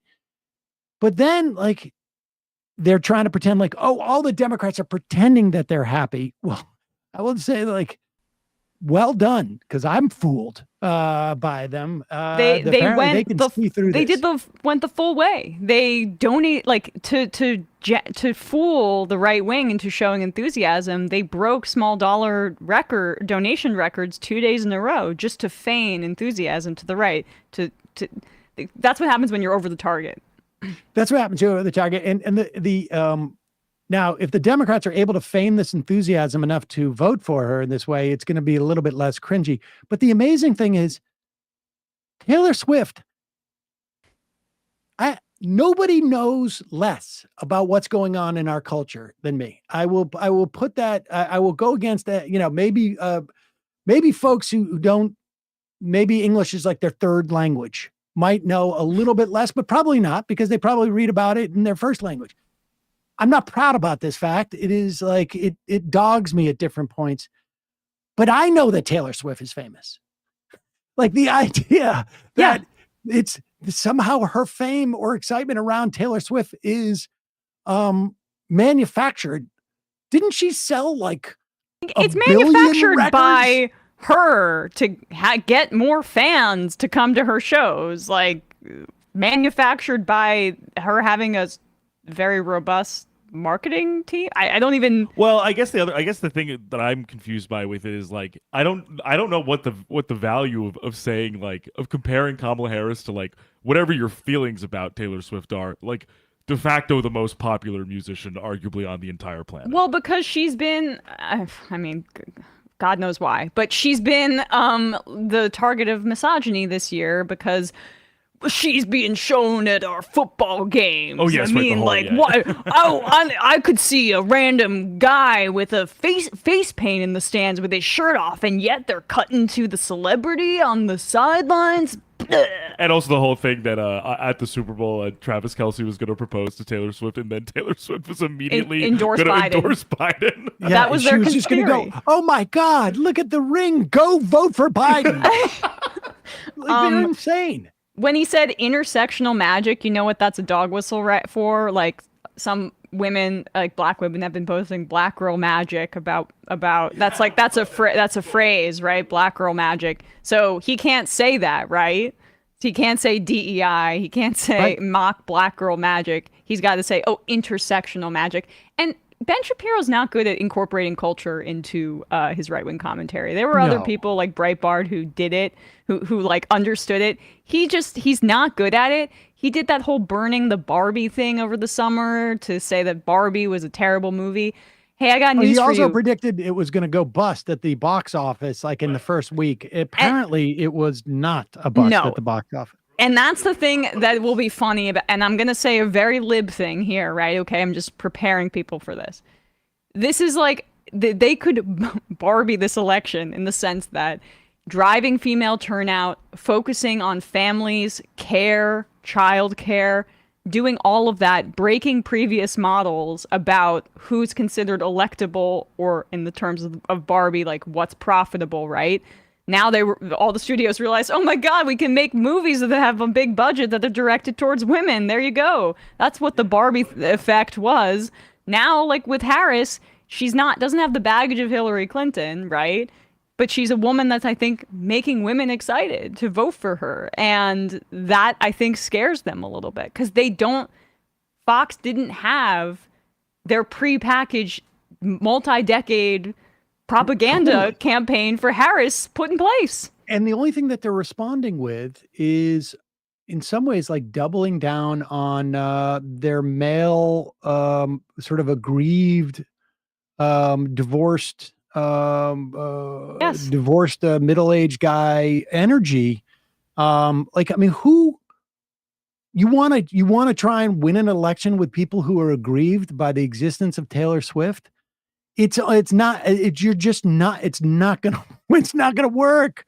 Like but they don't have anything yet. I mean, they'll maybe come up with something, but we'll see about that. But Puck News, to your point, Sam, reported this morning that the Trump campaign is already trying to run up the score with men, young men in particular, because they're giving up on the suburban women path, which is hilarious to me because that is a bad strategy. That's how Trump won in 2016 with some of those suburban women, and they're just giving up and going full Hulk Hogan now.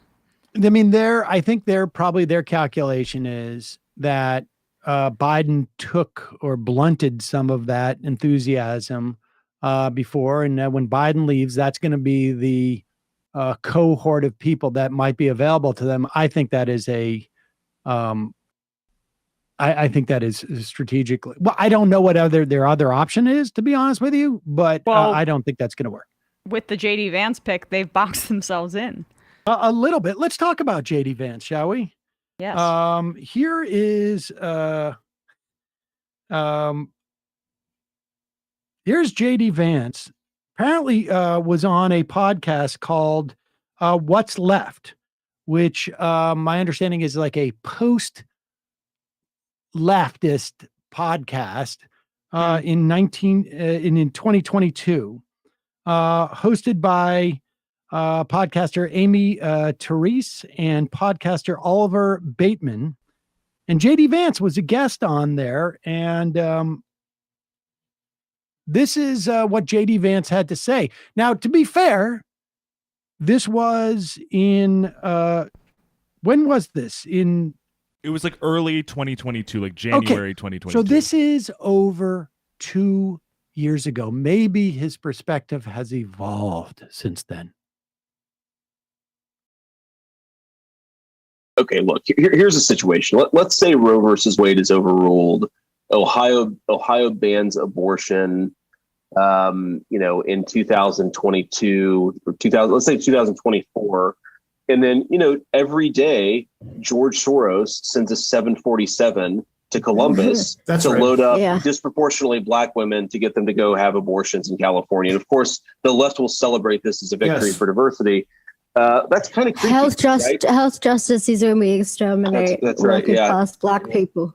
Something like that could, that would be a really weird turn of events that could happen. Yes. And it's like, if that happens, do you need some federal response to prevent it from happening? Because it's really creepy. And, I'm pretty sympathetic to that, actually. Okay, look, here's Okay, so let's break this down a little bit here, what J.D. Vance is saying. One, he's not spitballing when he talks about banning of abortions, right? Because he's actually like, let's say 2022. And then he goes, no, wait. Okay, let's go 2024. He's trying to get an accurate date as to where these abortion bans are going to happen, which of course he supports wholeheartedly. And then he brings up the boogeyman of Soros. I should tell you that Soros is a billionaire. Elon Musk has 20, 30 times more billions of dollars than George Soros. I just want to put things into perspective. As much of a boogeyman as he is. So he's sending in 747s as if like there's 747s full of women who can sort of like plan. Maybe he's doing it on a daily basis. Maybe it's like a abortion air or something that JD Vance imagines. And of course, it's interesting that JD Vance says Black women. What he really means is poor women, because women who have money would be able to fly out by themselves, but he decides to refer to them as Black women. And there has to be a federal response. What could that federal response be? That federal response could only be an abortion ban across the country. Right. And you couldn't be more explicit about this. Targeting people from the federal government who are crossing state lines to get the health care that they need. And we probably shouldn't gloss over the fact that he also just sprinkled in anti-Black racism in there, and said that Soros was rounding up disproportionately Black women to go have abortions in California. He said this in 2022. That's when Dobbs happened, when Roe was overturned. Have we seen, that we know of, Soros rounding up Black women to get abortions in California? I know what we have seen. We've seen women being prosecuted by the state for trying to get abortions. We've seen women hemorrhaging and bleeding out and having incredibly difficult life-threatening experiences because they're unable to get the health care that they need. And we are seeing some women having to go out of state. It's an incredibly burdensome, cumbersome process. But people are trying to set up programs to help women go out of state to get abortions. I don't know why you would fly to California from Ohio as opposed to like, I don't know, going to a state that's closer, Right.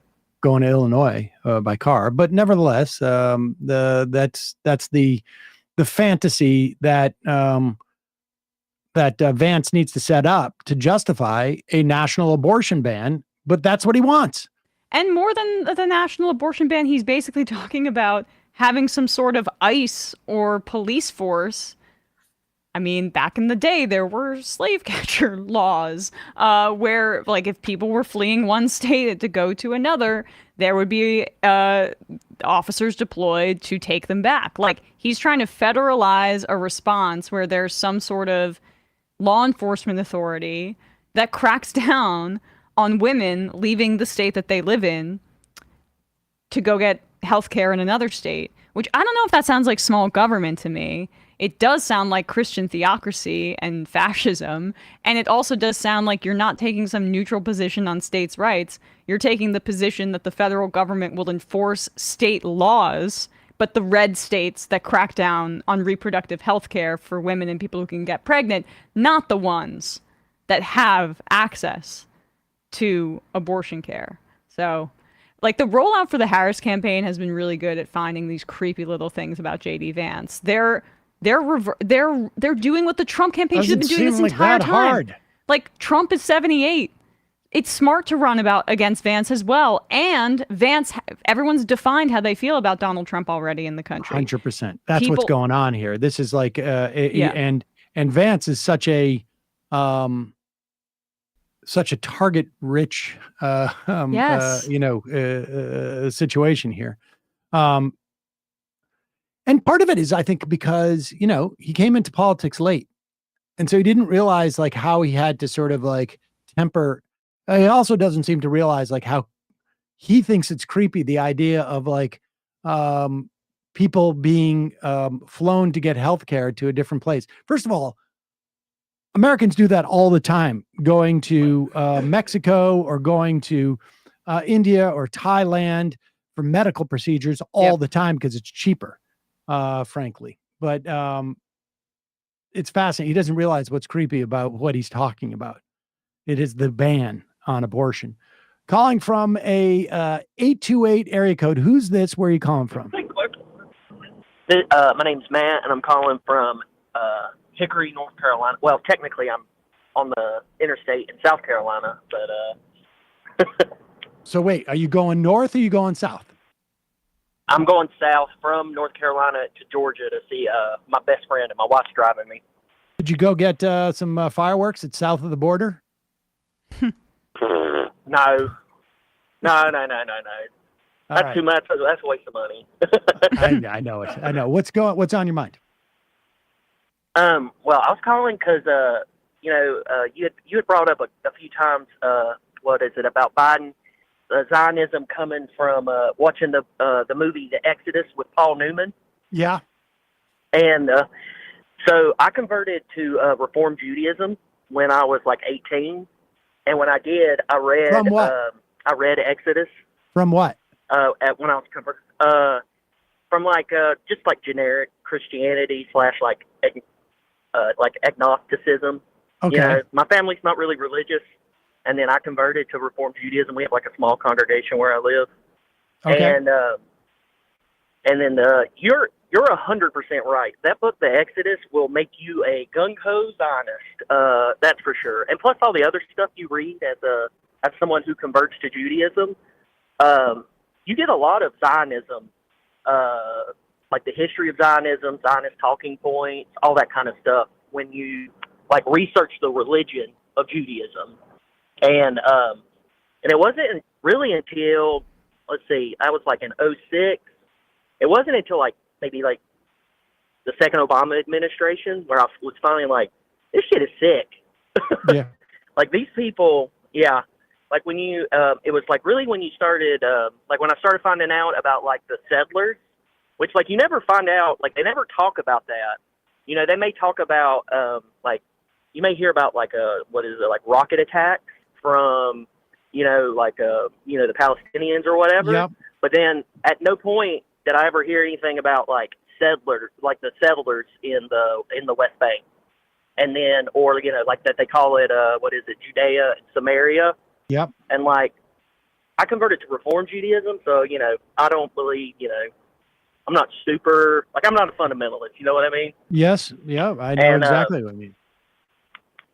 But yeah, so I read the book The Exodus. I've never seen the movie, but I read the book The Exodus, and at least twice, I think. And it was just like, I loved it. And the guy who wrote the book, he also wrote some other books. What is it? Like, I think one's called like Nila 18. Is it Leon Uris who wrote it? Yeah. Yeah. And then he also wrote a book that I read too after I read The Exodus. It's like, kind of like a sequel. It's called The Hajj. Mm-hmm. And it's like, it's essentially the Exodus story, but from the Palestinian perspective. Mm. And yeah, I mean, it's like in it, he portrays the Palestinians as sympathetic, but it's also the same thing as, from what I can remember, it's like, it's these poor Palestinians who are just caught up between, the Zionist or the Israeli government and then, noble savages. Yeah, like, yeah. I mean, it's been a while, like I said, because I read it when I was like in my early 20s. I'm like 35 now, so I can't really remember it that well.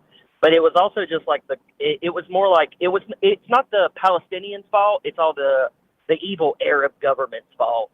As far as like why they're in this situation to begin with, it was always put on. Yes. So like the Egyptian and the Saudis and the Iraqis and stuff. And so for a long time, that really did inform my my views of like Israel and stuff. And then, like I said, just slowly over time. And then, like I said, by the time of Obama's second term, I was just like, I'm done with this. I mean, commendable. Go ahead. Jordan and Egypt have not necessarily been particularly kind to the Palestinian people. But there's a huge leap between the idea that there's a responsibility of Jordan and Egypt to absorb the Palestinian people or something is, and that the fact that they're not justifies Israel's response is creepily analogous. And I don't think you can go too far with this analogy, but creepily analogous to the Nazi regime's sort of claims like, why don't some of these other countries take in the Jews? They won't do it. They didn't do it on the basis of like Caucasian, but they're saying like, well, why won't these other countries take in these Jews? They're not taking them in, and they're becoming our problem. And that is, it's just not a legitimate.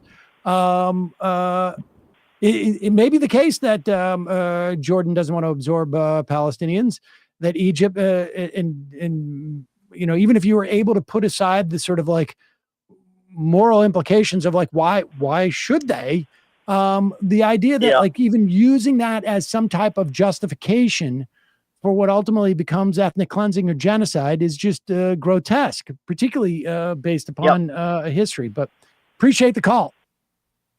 All right. Yeah, you're welcome. Have a good one. All right. Thanks.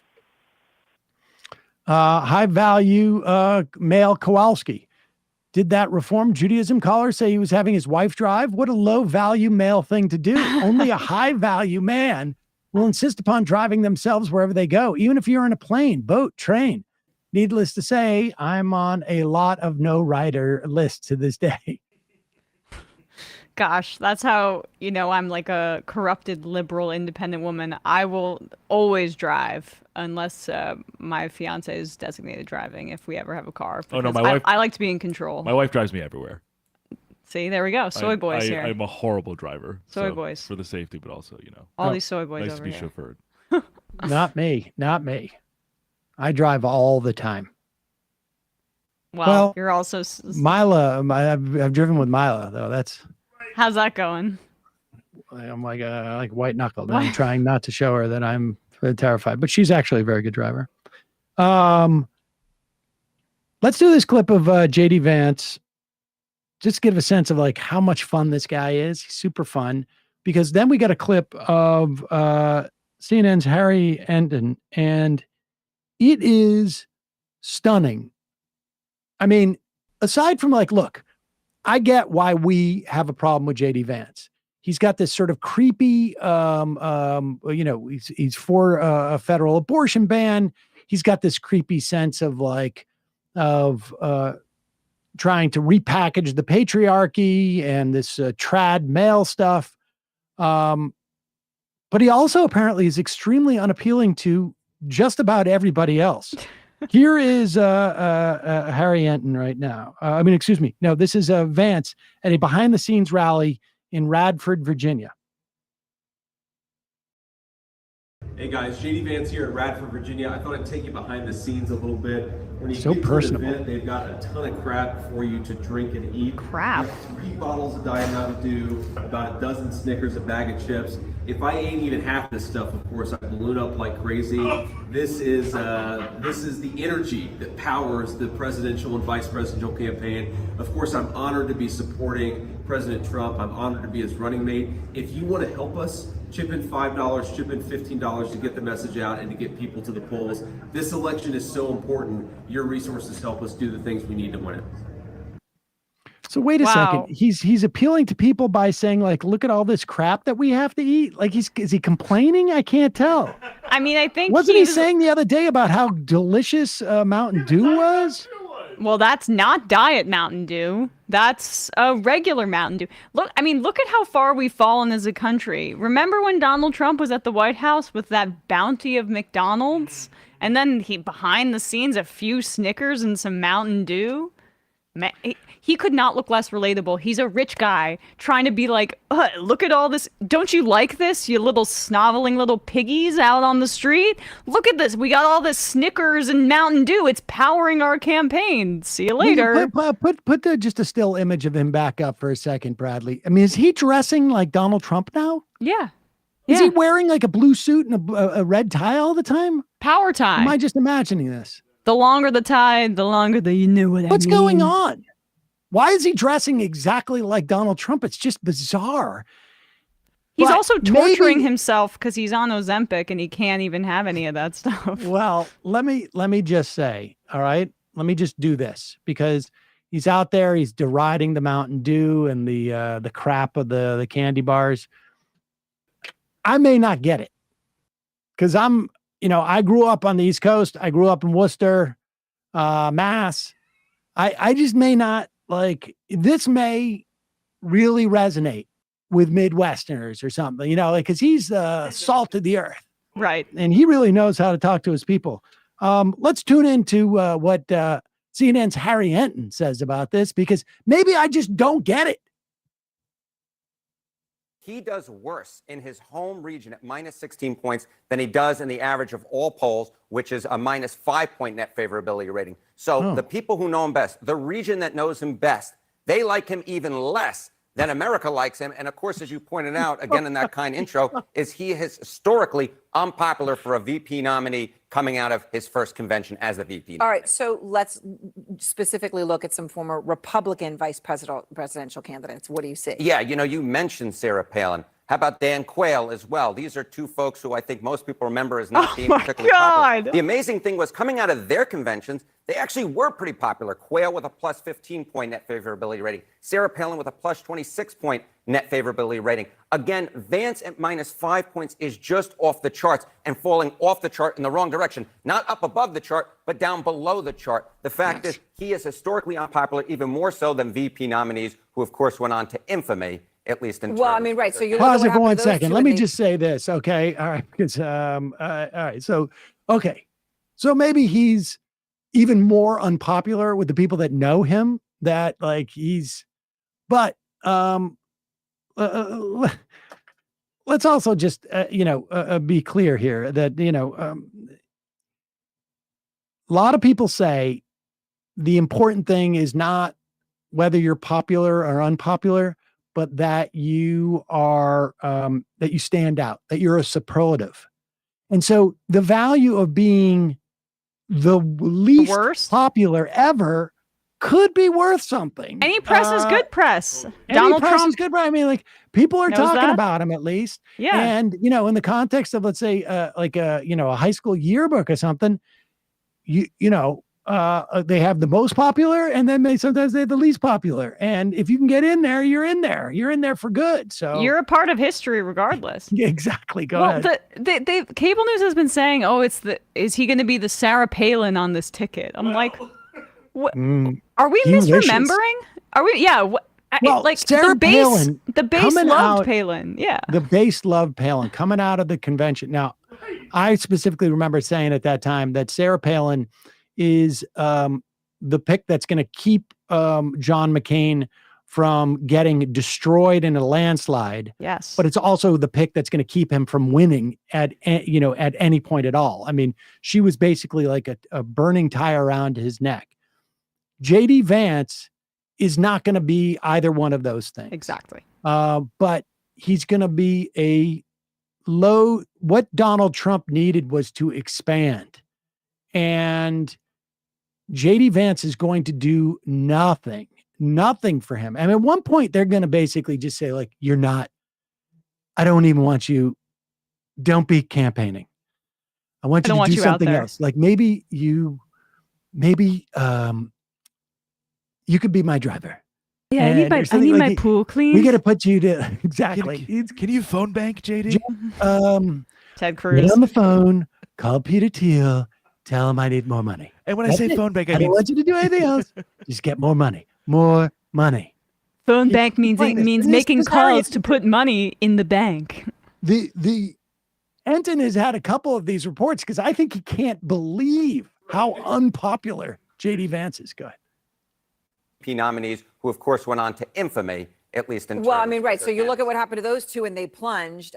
Some may say, well, maybe there's nowhere to go but up for Vance. But in margins, that's not true. It can get worse. It and can worse. get Just definitely don't know worse. which way it will go.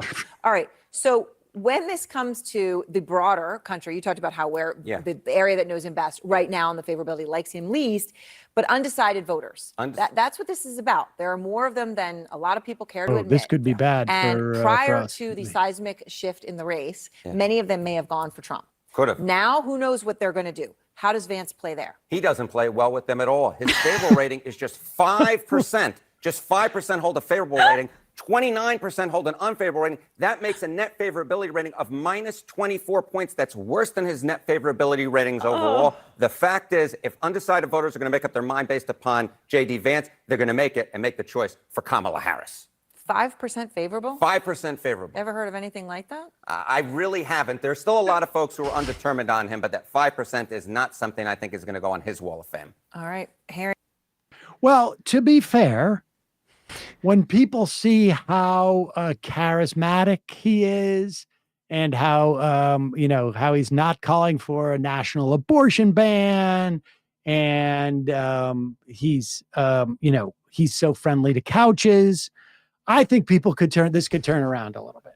That's all I'm saying. Well, I'm not predicting anything. I'm just saying couch it's your possible. expectations, please. It's not great that he's having to spend any time being like, I did not have sexual relations with the couch. Well, this is allegedly. Well, this has unleashed the ability of like the leftists or liberals or whoever wants to see him defeated to shitpost against the Republicans. And this is what's fun is that now the Democrats are finally get to run against. Exactly. This is what party unity looks like. Exactly. Have you ever been on a date where the date is not going well? And I mean, this is what I would tend to do when I go on a date or when I used to go on a date that was not going well. I would find myself just talking to fill up space. Oh, yes. I mean, and then like sipping on your drink, and then you realize like, oh, I'm just so uncomfortable. Like I maybe should slow down a little bit, right? Like that's. Oh well, no, yes, I will drink to excess. Yes. And I will just start talking a mile a minute just to sort of like get over it. It like there's some level of nervousness associated with this, but it's also like I got to fill the space. And now, of course, a podcast is not a date. And if someone was interviewing JD Vance, they might be intimidated by it. But if they weren't intimidated, maybe they were nervous because they were the ones who sort of put themselves on the line to recommend JD Vance. And maybe their dad who took your advice found out that, did it and now is pissed. And so maybe, I don't know if there's an opportunity for you to grab a drink or something like that to make it easier or whatever. You maybe just grab what's closest to you. And anyway, here is this is a montage. To be fair, it's possible that JD Vance got to say a word during this exchange. I'm not going to watch the whole thing. But this is from Twitter. Ron Filipowski stitched together a video of Donald Trump Jr., I guess, interviewing JD Vance. It is fascinating. It's almost as if Trump is running from what he's done. Like there's some of them are like, we don't even want white women. Like it doesn't like, we need to check like 3 or 4 boxes. So you can end up in like, if you're like a trans communist, this, that, and the other. Like, you too. Okay, can be pause the it for 1 CEO of a second. Fortune We should say this is not sped up.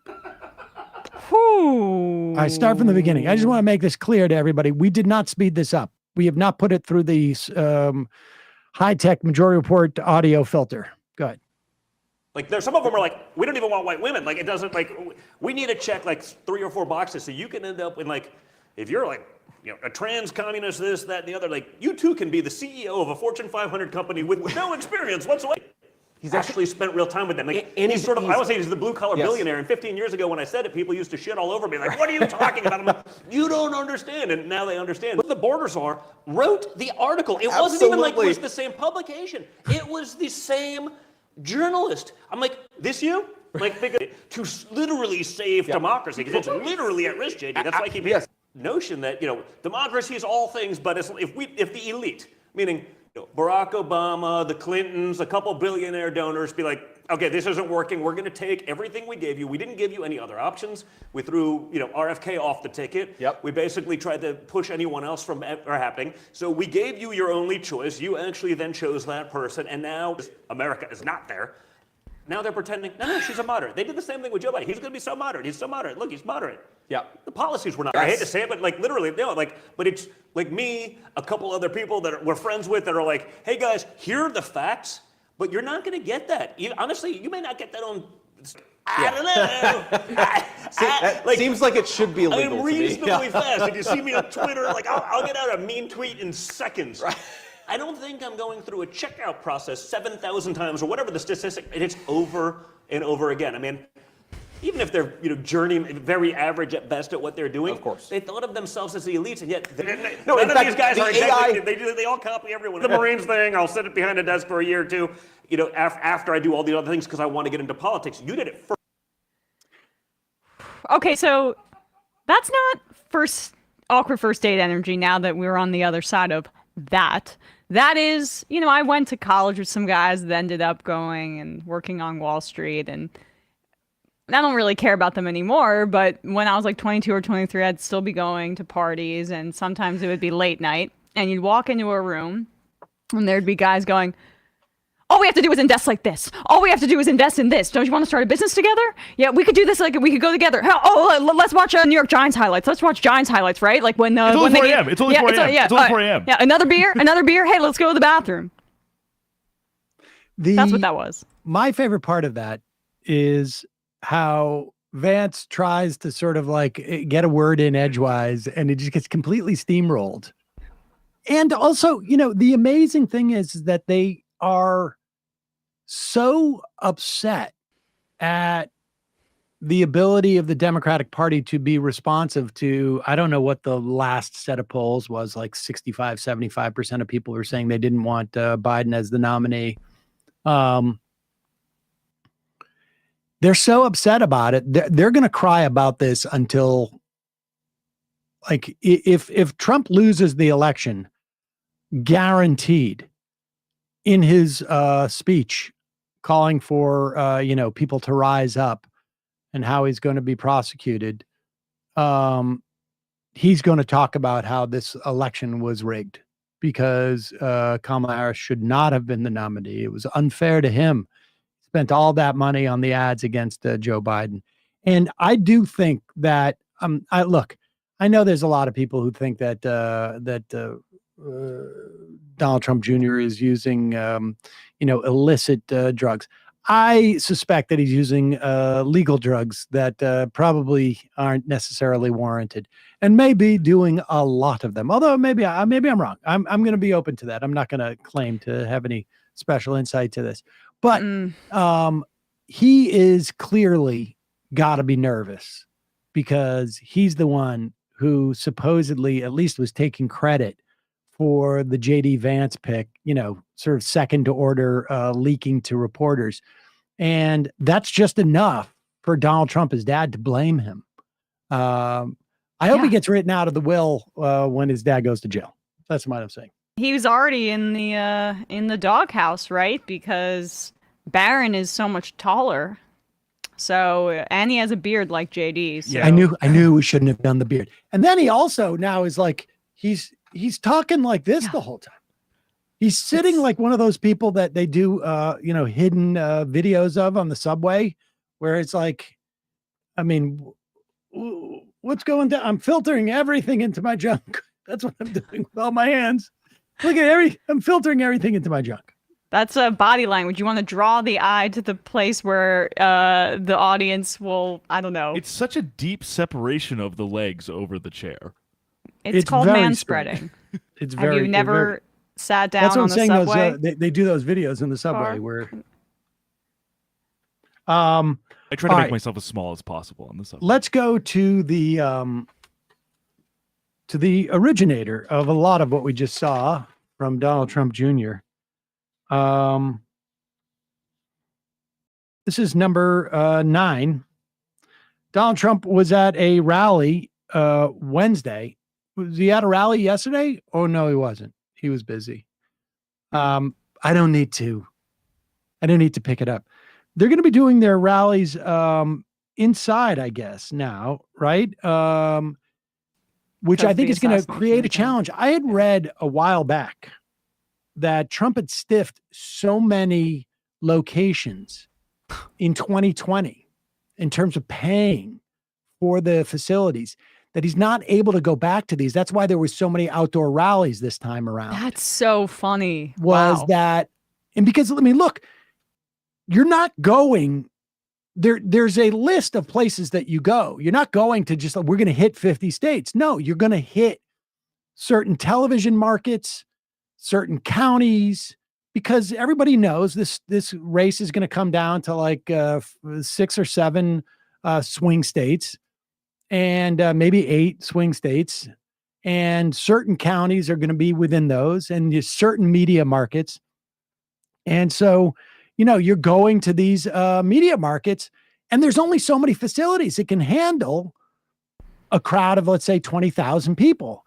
And Trump had burned his bridges with them and not stiffing them last time around. That's why there was a lot more outdoor events. It's going to be interesting seeing going forward to see if they're going to be able to get booked at places. Because I imagine a lot of those places are going, we scheduled a comic convention or something like that. But here is Donald Trump at in Charlotte, North Carolina. And you remember all those stories that we heard that he's now a serene guy, and after being introspective, after being a subject of an assassination attempt, everything seems different to him now. He's softer. He's softer. Well, psych.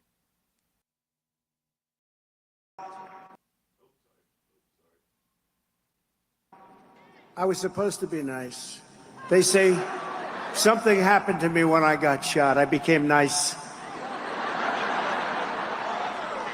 And when you're dealing with these people, they're very dangerous people. When you're dealing with them, you can't be too nice. You really can't be. So if you don't mind, I'm not going to be nice. Is that okay? They want me to be nice.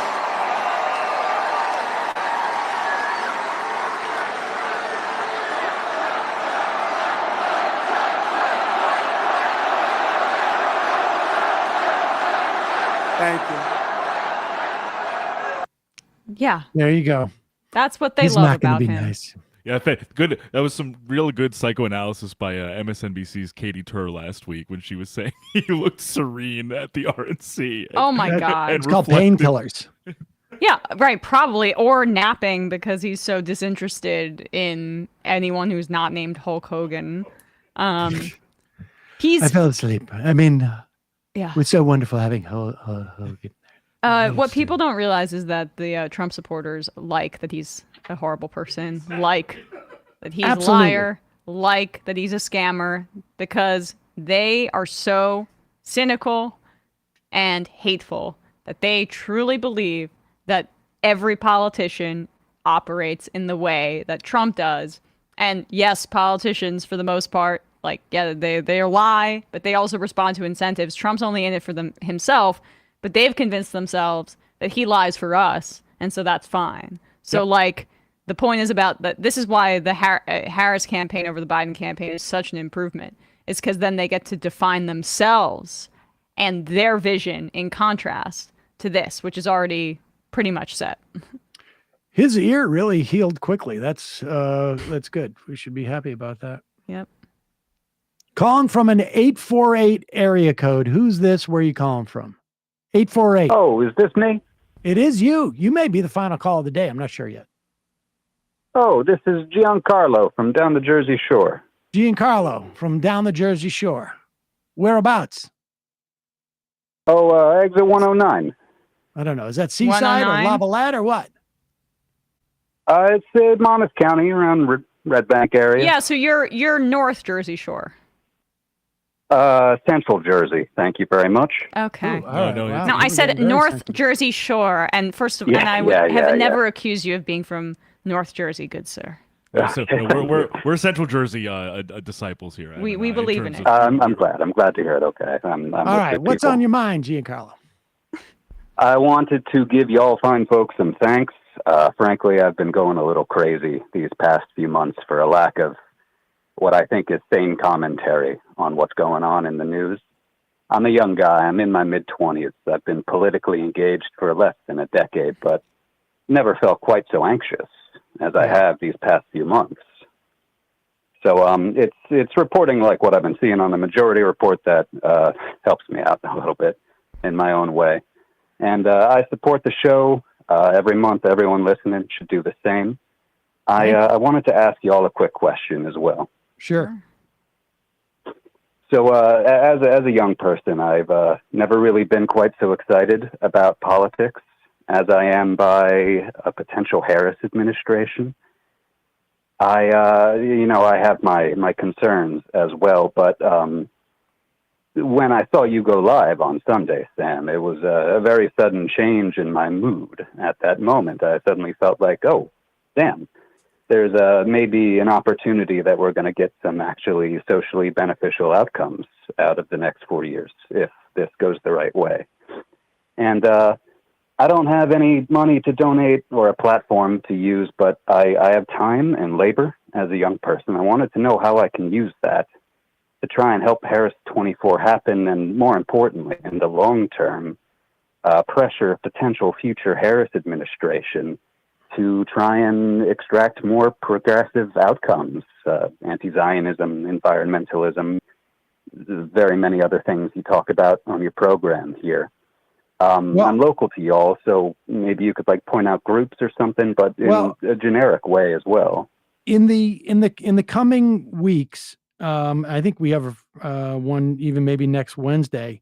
We're going to have groups on that are going to be talking about canvassing and in ways that you can get involved in the election.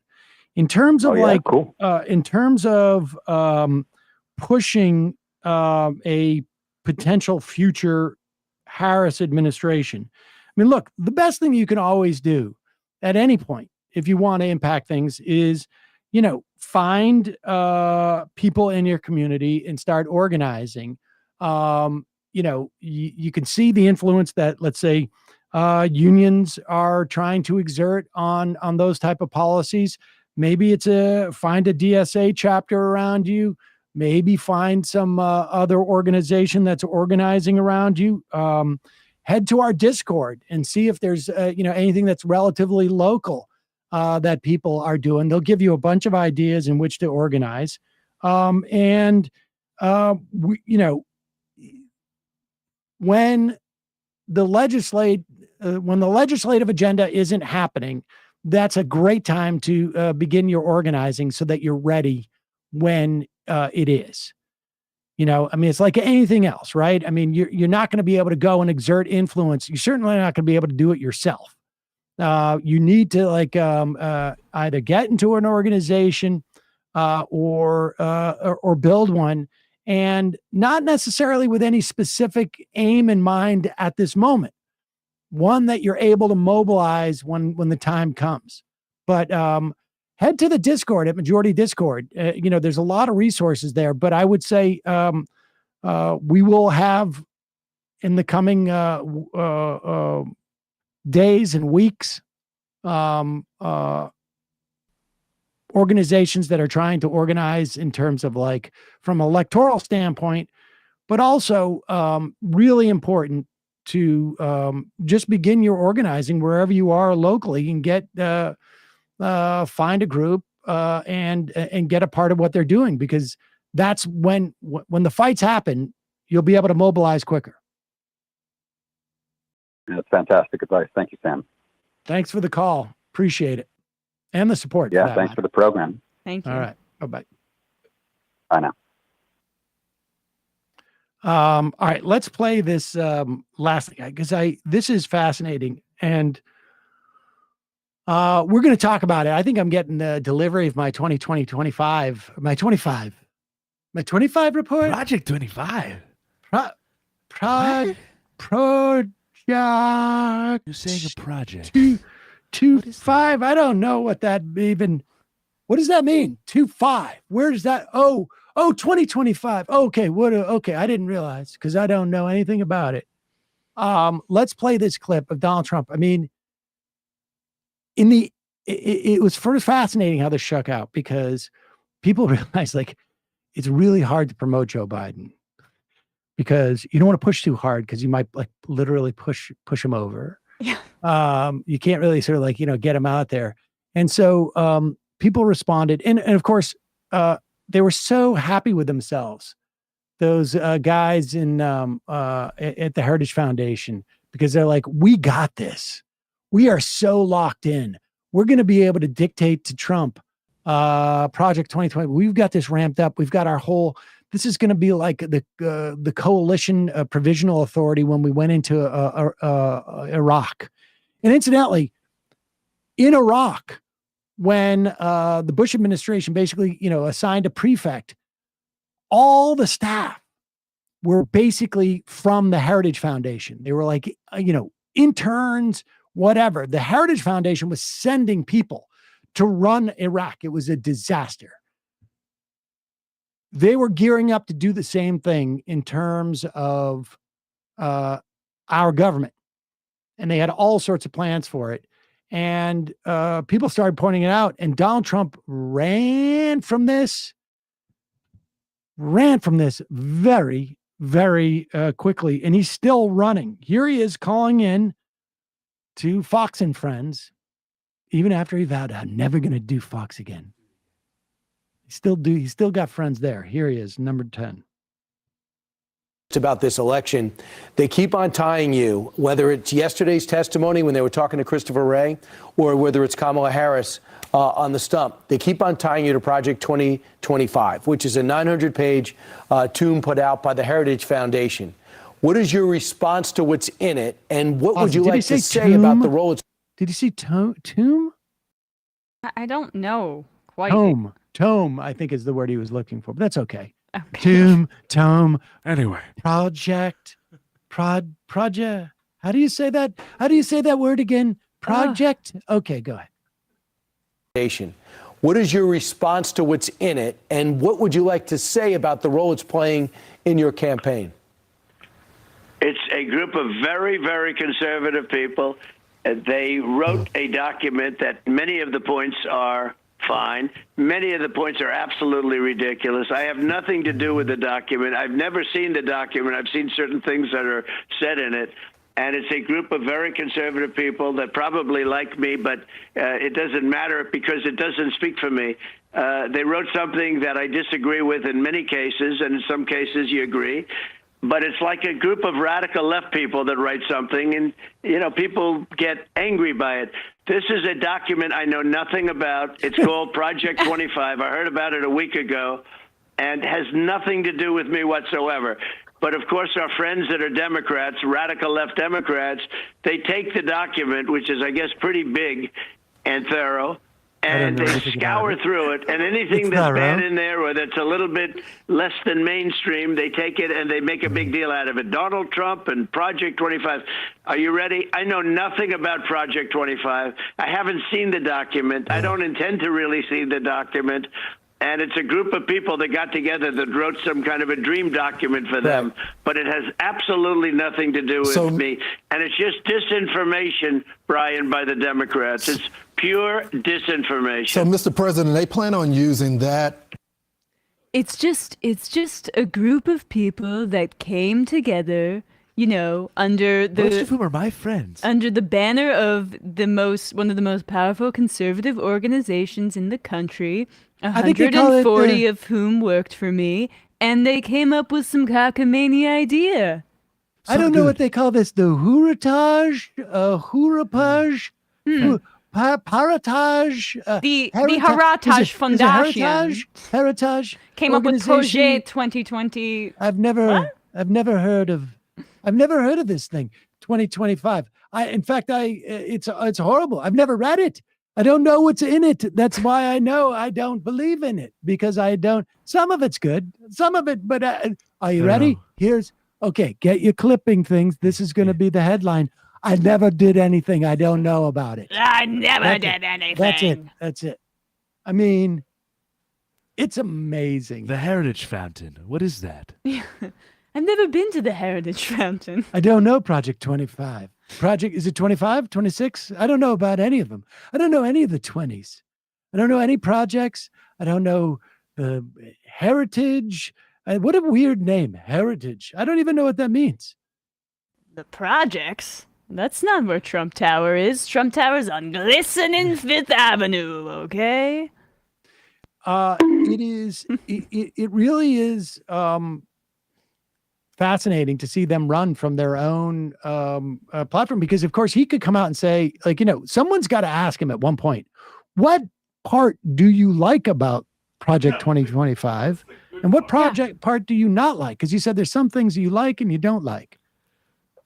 Well, yeah, the Fox and Friends isn't going to do that and disrupt his call-in His flow state. segment. Yeah, right. I like the part about turn the other cheek. Is that what it is?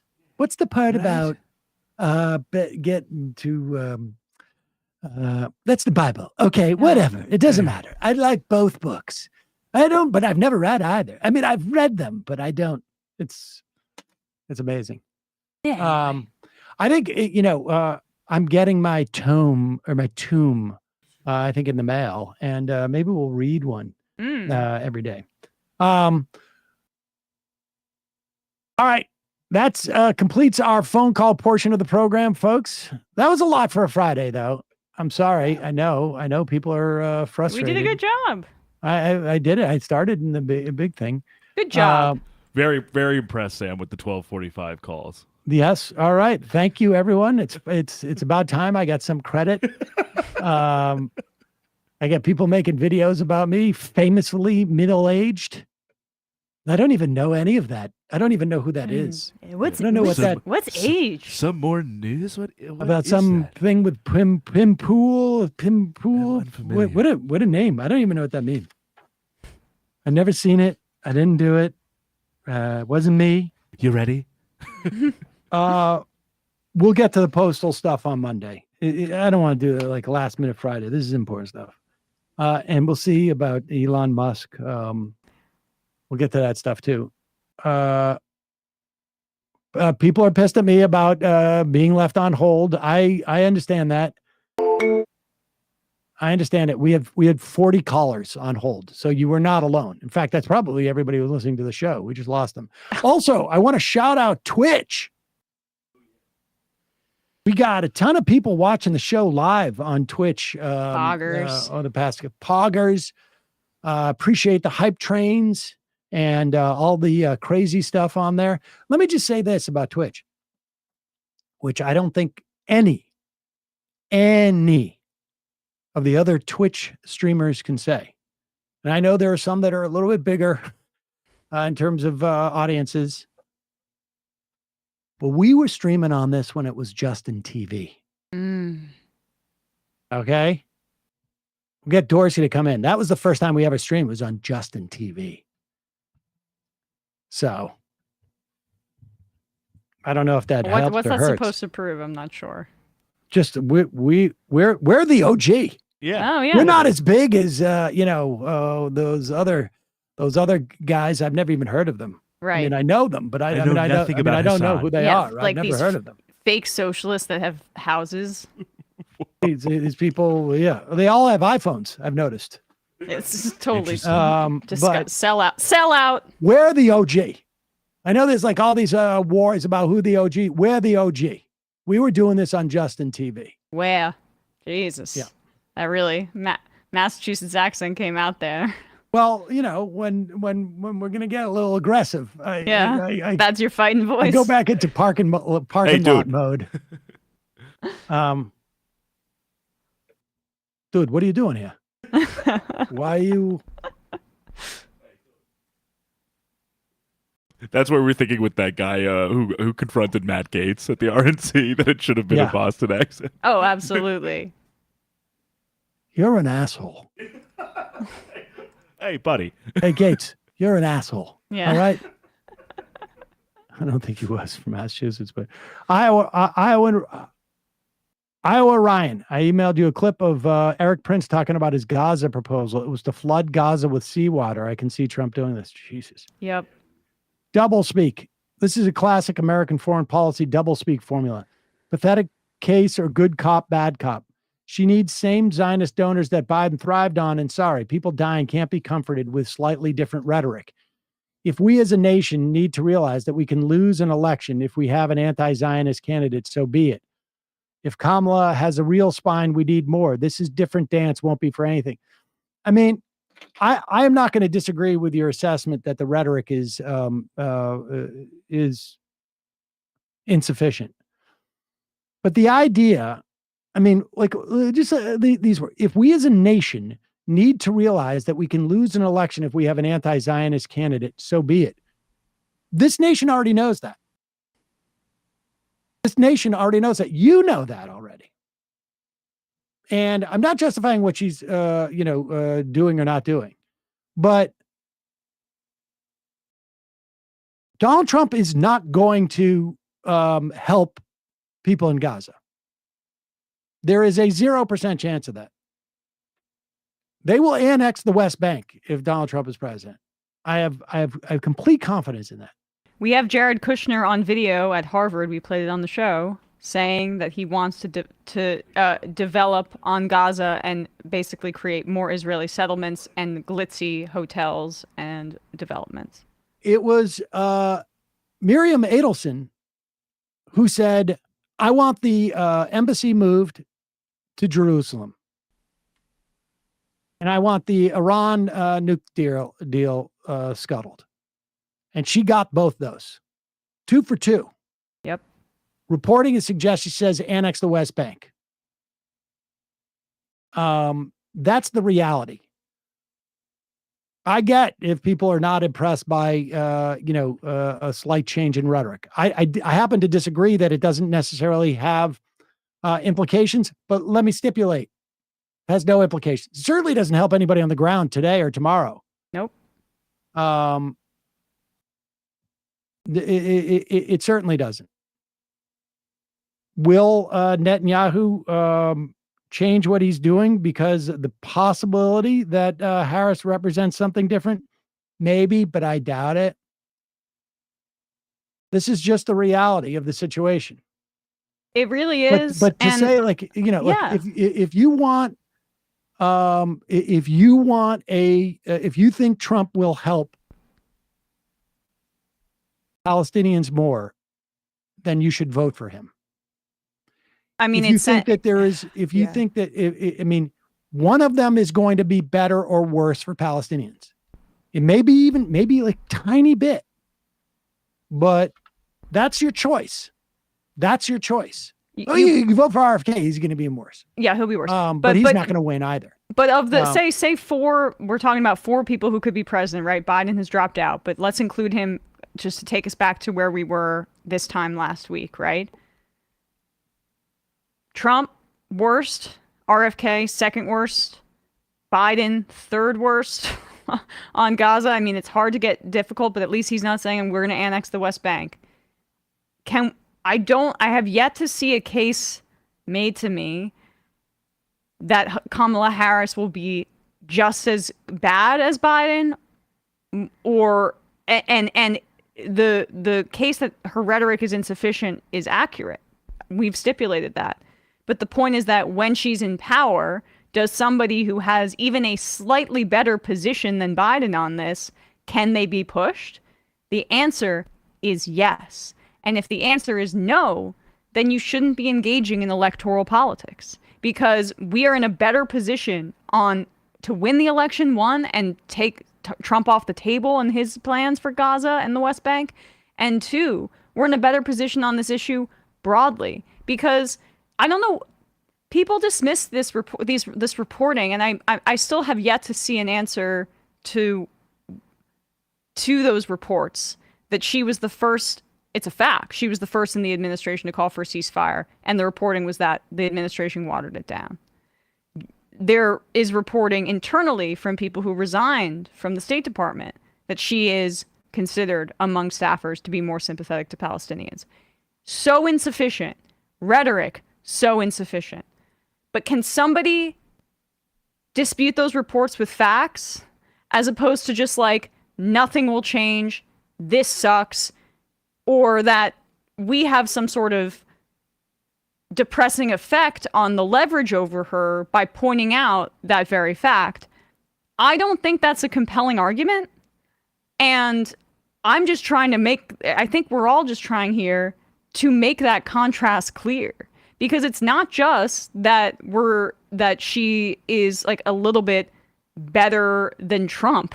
She's a little bit better than Biden. And that was the choice we had last week. And he's the person, and his administration is who has bungled the situation. A VP is a largely ceremonial role. And when you mention the Iran deal, Sam, I think about Obama. The Iran deal was a middle finger to Netanyahu to a degree, and the Zionist lobby. They desperately did not want the Iran deal. And so when Trump got into office, Netanyahu lied and said that Iran was cheating on the nuclear deal. And you know what Trump said? Here you go, buddy. Absolutely. Game on. We'll scrap this massive diplomatic deal that denuclearized Iran and also cooled tensions, removed sanctions, because Israel wants more antagonism with Iran. Doublespeak says, by the way, what I said about confronting reality is the exact point that Matt Leck made yesterday. He said, and I agree, if we lose an election because we are pro-Palestine, we need to face that reality and reflect that nation. I'm not sure. Ask him, what did I miss? I will ask him. I didn't hear what he said, but I don't know what that means. We're not a nation. You and me don't constitute the nation. In fact, 50% or 49% of the nation, or 48% of the nation, or 46% of the nation is also, virulently anti-immigrant. Even if the Democratic Party, even if Joe Biden has policies that are, to the right of you and I on immigration, it only proves the point more. We as a nation aren't going to reflect on anything. Yeah. That is fantasy land. There is no what's going to happen is if there's a we, and I don't think there is a we between you and I in this instance, but the we there will reflect on, in the same way that people who voted for Nader, we basically allowed for something like the Iraq War. And I'm part of that we. We really allowed for it because we didn't anticipate what the implications were of supporting, let's say, a Ralph Nader. That's the reflection. But the nation itself, did the nation reflect on it? No. I mean, this is the reality of voting. I don't know how to put it in any other way except from The Wire. You want it to be one way, but it's the other way. That's it. Right. That's it. We have, it's about pragmatism. Yeah, right. Paul Dykes, do you think there's any difference to Kamala's repeated reference to food insecurity in Gaza, especially after Bibi's speech where he said there's no lack of food being sent to Gaza? Yep. I do. I would have wished she'd used a different word than food insecurity. I know they can't say starvation, but Netanyahu came in front of Congress and was like, just his evil tremble I don't know, voice or whatever, saying that all the trucks are going in and they're getting 4,000 calories a day or something like that. I mean, it was absolutely insane. All right, 3 more of these. Coconut Treehouse. I don't have any problem with voting for the lesser of two evils, but at what point do you draw the line? For me, I mean, I've been explicit. I always vote for the lesser of two evils. That's it. That's it.